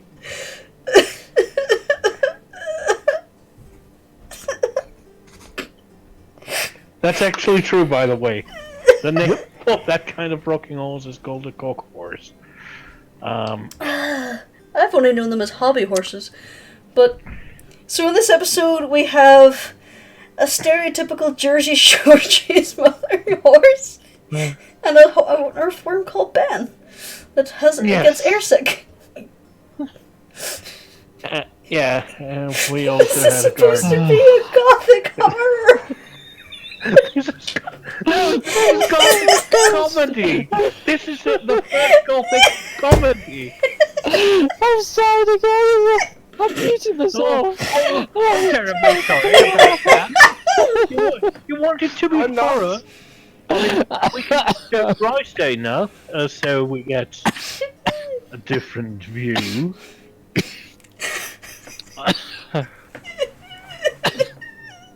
I mean, Anywho, let's move on from this scene before we kill Elaine and I choke to death. So, you have your horse who's happily conversing with Zabornak.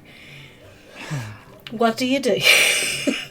well, we look if we can find a wagon to carry things around with. Or at least some saddlebags for. Yeah. Yeah, so we can transport the chicken later on.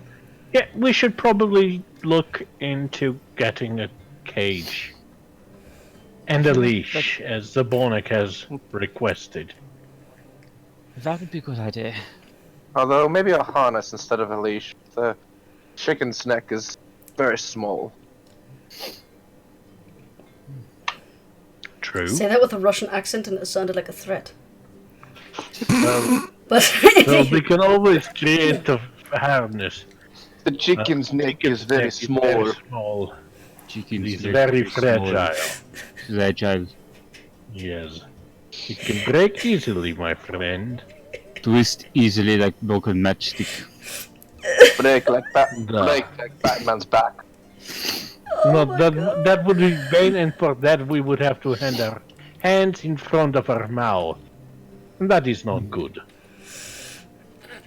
anyway, You? so you know worried for the darkness. what you are looking for. How do you go about finding these? Well, Oh, excuse Ask me. around, I guess. it's obvious that we look at those who have had chicken coops and ask there for first. Ezel had chicken coops. Well, wonder where I'm going then. Okay, so you simply return to the man's garden who you left a little while ago. He is still standing with his neighbours, currently divvying up the harvest among their 5 families. I'm reading Corbo. Okay. They look up and they seem mildly surprised at the sudden appearance of a horse that wasn't there a minute ago. Welcome back. What can we do for you? We were thinking about how do we transport our chickens while they can still lay eggs. So we would kind of need a cage for them. Oh, yeah.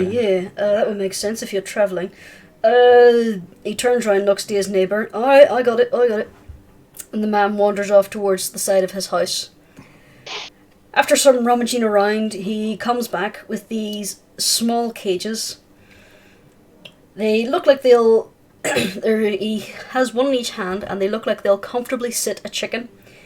There is a soft bed of hay in each one, and the top slides on and off, and is held in with a little peg.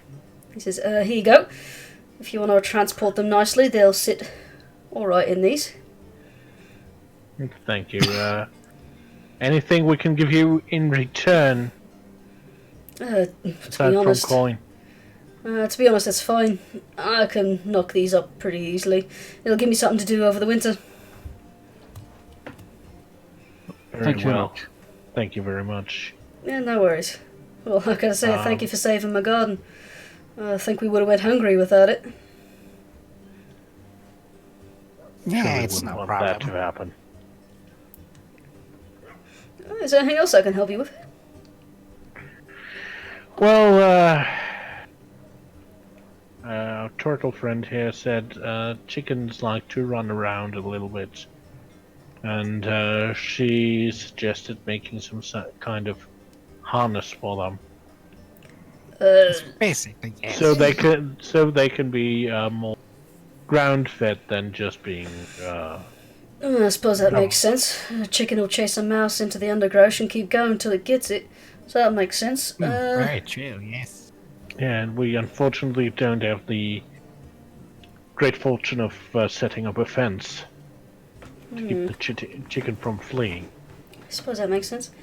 I don't know if we'd have a ready-made chicken harness, but I could get you some leather straps. Maybe you could fashion one. That would do just fine, thank you. Alright, well, give you a minute. And he wanders off back towards his shed. As he opens the shed door, you hear of an axe hitting meat. After a little while, he comes back with several long strips of leather cord. Here you go. That should do it. Thank you very much. No problem. Oat's well on its way. We'll get it out to you by the night. Thank you. Would you mind if we held on to the hide? We could really use the leather. I don't think there's much use for it for us. Oh, thanks. It's just we need to keep the baby's cub insulated, and a new sheet of hide would really keep the baby safe. All right. Of course. Thanks very much, and we'll see you in a little while then. He wanders back over towards his neighbours to continue divvying up the harvest.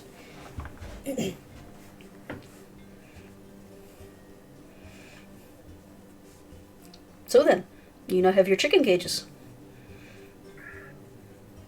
And Royce is going to try his best at fashioning the leather harness. The harness we can make later. Get the chickens in the cages for right now. I would say you would need to sit down and concentrate on this, so you would have to do it over the course of a long rest or when you have some downtime to make the harness. Of course.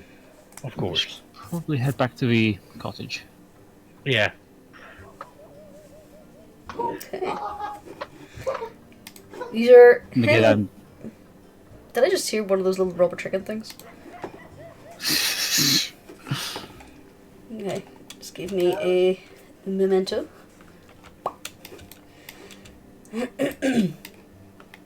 So, you are heading out of Zabornik's done a runner. Our character's disappeared. I'm free! Free at last! I got you, you're back.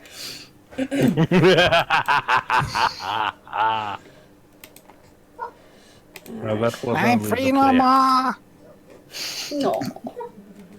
You are merely a puppet of your player.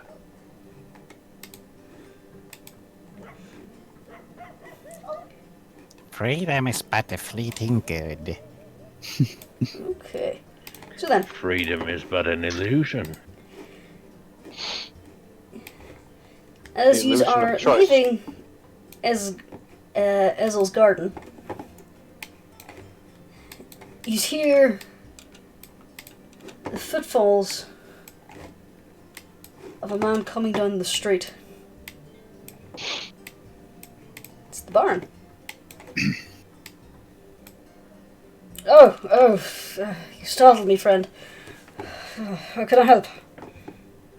Why do you have chicken cages? For the We've chickens. been helping out a little bit. Community, and That's good to we've hear. got a little bit of a chicken friend to go Ah. with us. We have two Zborniks all of a sudden. Where did the other Zabornik come from? I have no idea. Zabornik used mirror image. It was super effective. Enemy is confused. Allies are confused. Everyone's confused. I just stood here holding the horse's reins. And you appear to have found... Where did that come from? It's It's a long story. a paladin thing. Okay. Anyway... It's magic, we don't have to explain it. You know, if anyone else said that to me, I would have thought they were being sarcastic, but with your lot, I would honestly believe it. Anywho, I suppose I should offer you my thanks for helping deal with whatever that issue is. He glances over your shoulder and he sees the farmers excitedly talking about their new produce. I suppose that was something we needed to clear. Well... Marital issues was the cause. Don't worry about it. The Baron looks very confused. Let's just say someone was trying to enhance productivity, but it backfired. Bad fertilizer? Yes, Sort in a of. In this sense. sense, yes. His Lord of Rodley Might needed some enchantment. Looks like the bar. It's going completely over the Baron's head. Anyway, I suppose I want to ask: are you by chance staying in the town much longer, or are you intending to travel further on? We probably shouldn't stay that much longer. It's just the Abbot has made a request of me, and it's not something I can fulfill myself. I may need to send an expedition to Valanki. You'll gladly help. What seems to be the matter? The Abbot has asked for a wedding dress for his daughter? Supposedly she's getting married.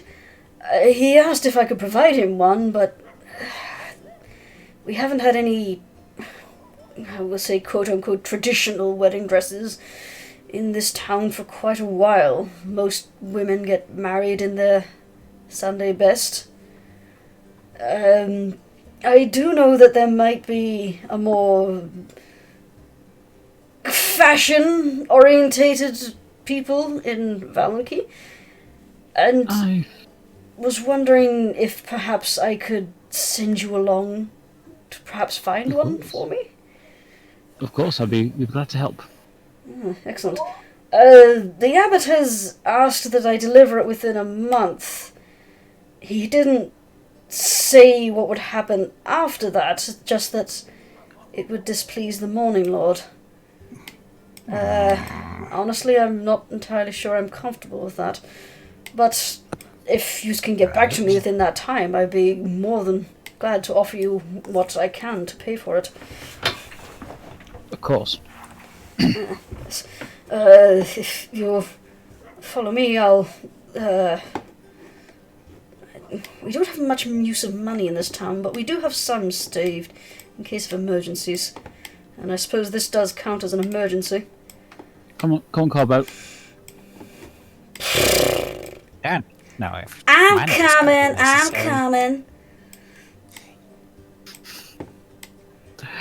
Oh, it's going to be so much fun when I level up. Oh, You'll honey, finally you don't understand your even know. Meh. Oh, is You that really like clover? following people around, Oh, that's Andy. so yummy. Horse is going over to nibble on some clover. All right. I'm going to get so sick of that voice. Try it with the dandelions. Oh, those are Oh, so dear. sweet, but they're terrible for my diet. Yeah, you can use them sparingly as kind of a seasoning. Oh, you don't know how to tempt me, don't you? Anywho, moving on from Zabornik's conversation with the horse, the Baron glances over towards the turtle who is making horse noises, decides it's not worth his trouble to try and inquire, and heads into his house. It's her thing. She can speak to animals. If you say so. Bear with me a moment. He opens the door and heads in.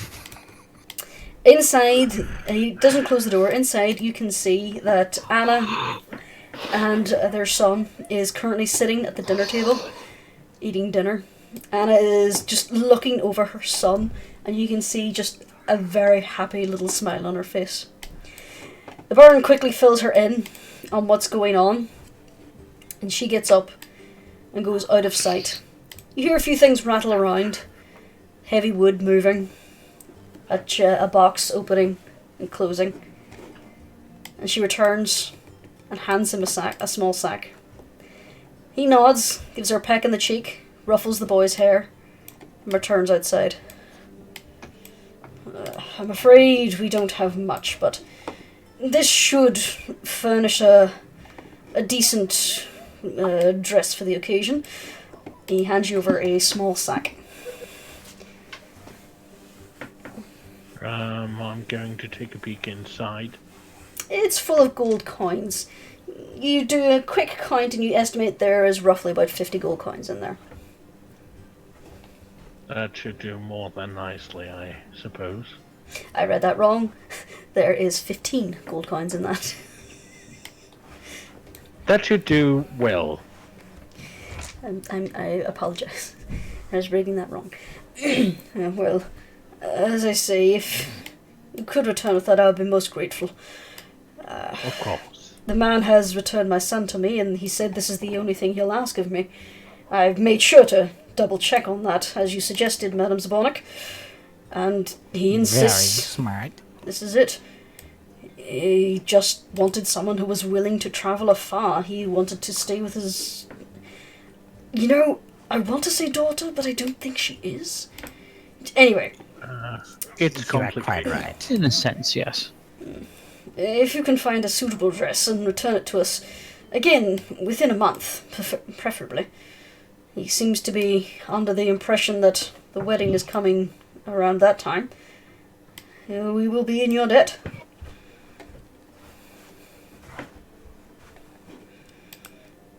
No, you won't be. We will take care of this. Thank you. I do appreciate that. As I say, I hope you don't rush out the gate tonight on my account. It is getting dark and, well, you know the horrors that are in this land at night. Yes, I think we will at earliest leave by tomorrow. Very well. Again... There are a few things we might need to take care of. Oh? After all, our red-headed friend is currently resting, so we need to let her know of the things that happened. I suppose that makes sense. Well then, again, thank you for your aid, and thank you for clearing those gardens. For what it's worth, you're always welcome in Krizik. Thank you for your hospitality. Well then, I'll bid you a good night. I have some catching up to do. Farewell. Of course.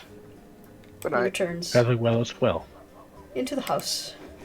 With a friendly wave to you all, and one last confused glance at the horse, closes the door. Oh, goody. We have a deadline now. To be fair, we've got quite a considerable bit of leeway on it, and we do have some transport now. Is there a reason Zabornik did a lap around the house? Just checking on the plants. You see that the garden around the Burgomaster's mansion is flourishing. It appears they have their own private compost bin.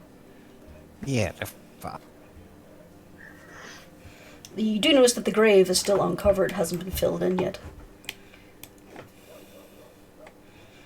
Elaine, we should probably fill that in. I looked at Zabornak and just go, Zabornak, yes? you wouldn't mind asking Koboshi mind if I dismissed her for now? You heard the man. He would like for you to take a nap for an hour or something, if that's fine by you.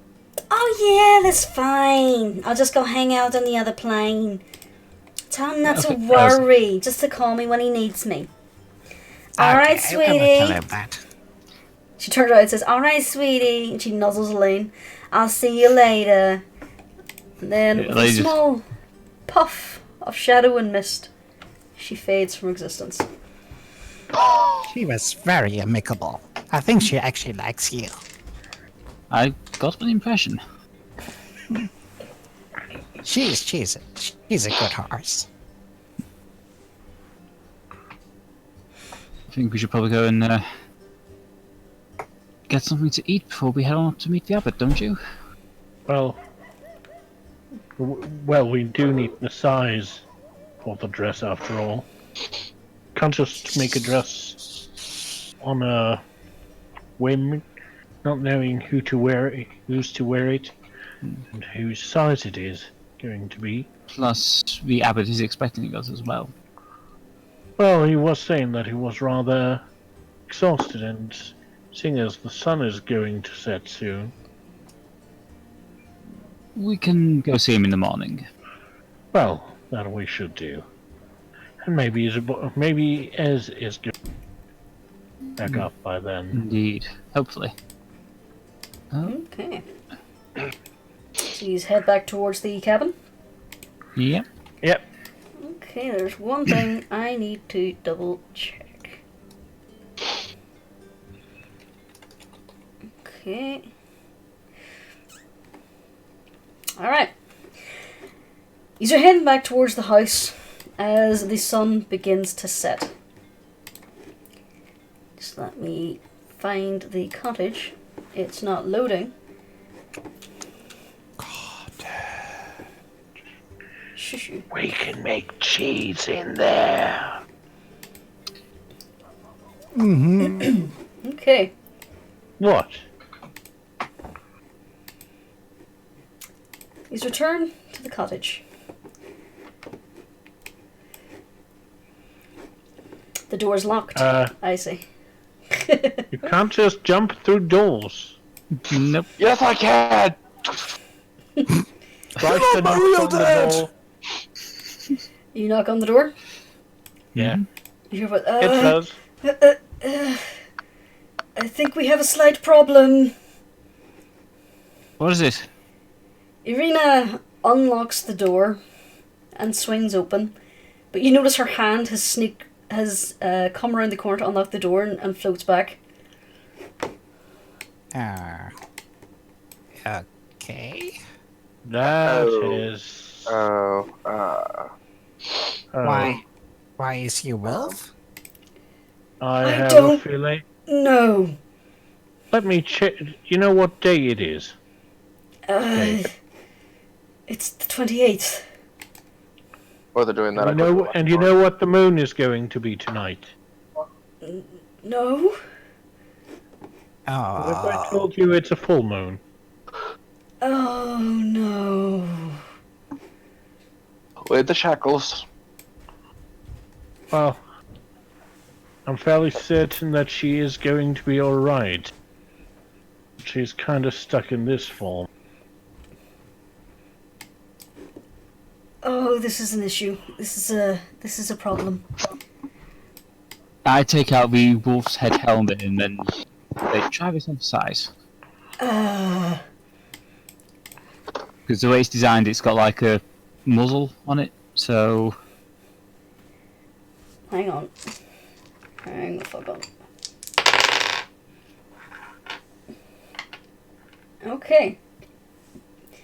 With some difficulty, and after pinning down her ears, she manages to slot the helmet on.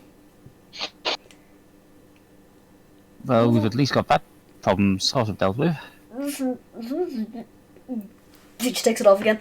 I can't talk in that. Breathing seems Yes, also to be a that's- little bit of a difficulty. Well, I can Maybe breathe we perfectly should- fine. I can't open my... She motions to her snout. jaw. Yeah.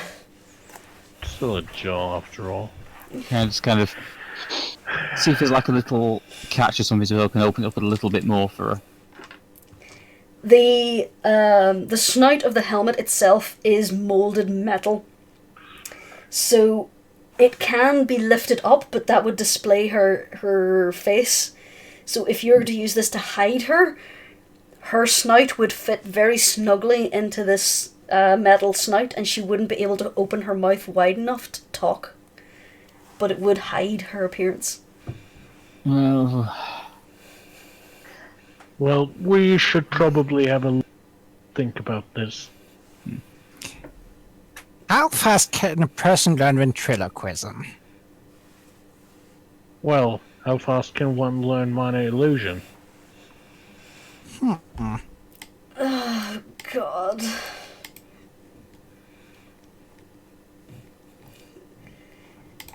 Well, He really just flumps in the chair. And He's just kind of leans on walk- the table.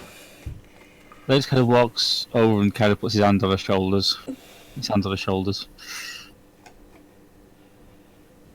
Look, I'm certain that when Ez wakes up, we can find this more practical solution to this. Yeah, perhaps. I mean, Ez hasn't Gee. changed, so... Was awake for a little while. We talked for a bit and then fell back asleep. Oh, well then. Tell me all that happened. And with that, we'll end the session there. Alright. Ooh, this is going to be an interesting explanation. From the Barlack's perspective, at least. We now Yeah, have I a was- horse. She's very lovely. You also apparently have 2 chickens in your hands, which Arena was too distracted to notice. Well, it's Reister having them under his arms right now. Basically, pinned them under his arms so they don't flap around too much. Oh. So I did a roll to see if Arena would have enough grasp on her power to hold back the change. She rolled Nope. a nat 1. Well, Oh. it should. Thing is, why did Reister instantly knew it was a full moon? To be fair, it's a fair guess. Your friend's a werewolf. What time of month is it? Well, Tuesdays. So then, play of the game. I'd probably say Icy going through the compost and finding the potion. Yep. Fair enough. Fumble of the game. Oh, where to start? Everything's I think it is. with the compost. No, technically letting Irina be drawn into the lake. Yeah. Yeah. Definitely. Yeah. Dennis isn't allowed to leave anymore because every time Dennis goes away, someone tries to kill Arena. And That's stupid, the insane DM's things happen. fault because the GM doesn't have to put us in dangerous situations. Clearly. Clearly it's a joint effort to kill her. Also, when Den's not here, the weirdest stuff happens. Yes, but it also it would have made it easier for me to tell anything about Reister. Oh my god. Because for some reason we always miss it. He's gonna kill us. Yeah. Kill us. Ez is going to kill Reister when he ever reveals that he's kissed her. Arena. I just want to point out to Reister, you would have noticed when you enter as well that Ez was properly asleep this time. She was no longer in the meditative state. Yeah. So she's just dozing at this point. So she is probably waking up with all the noise. Yeah. Well, hopefully he's back next week. So then, theories, revelations, or questions? Well, The I fuck don't know. was up with that idiot? Which idiot? Exactly.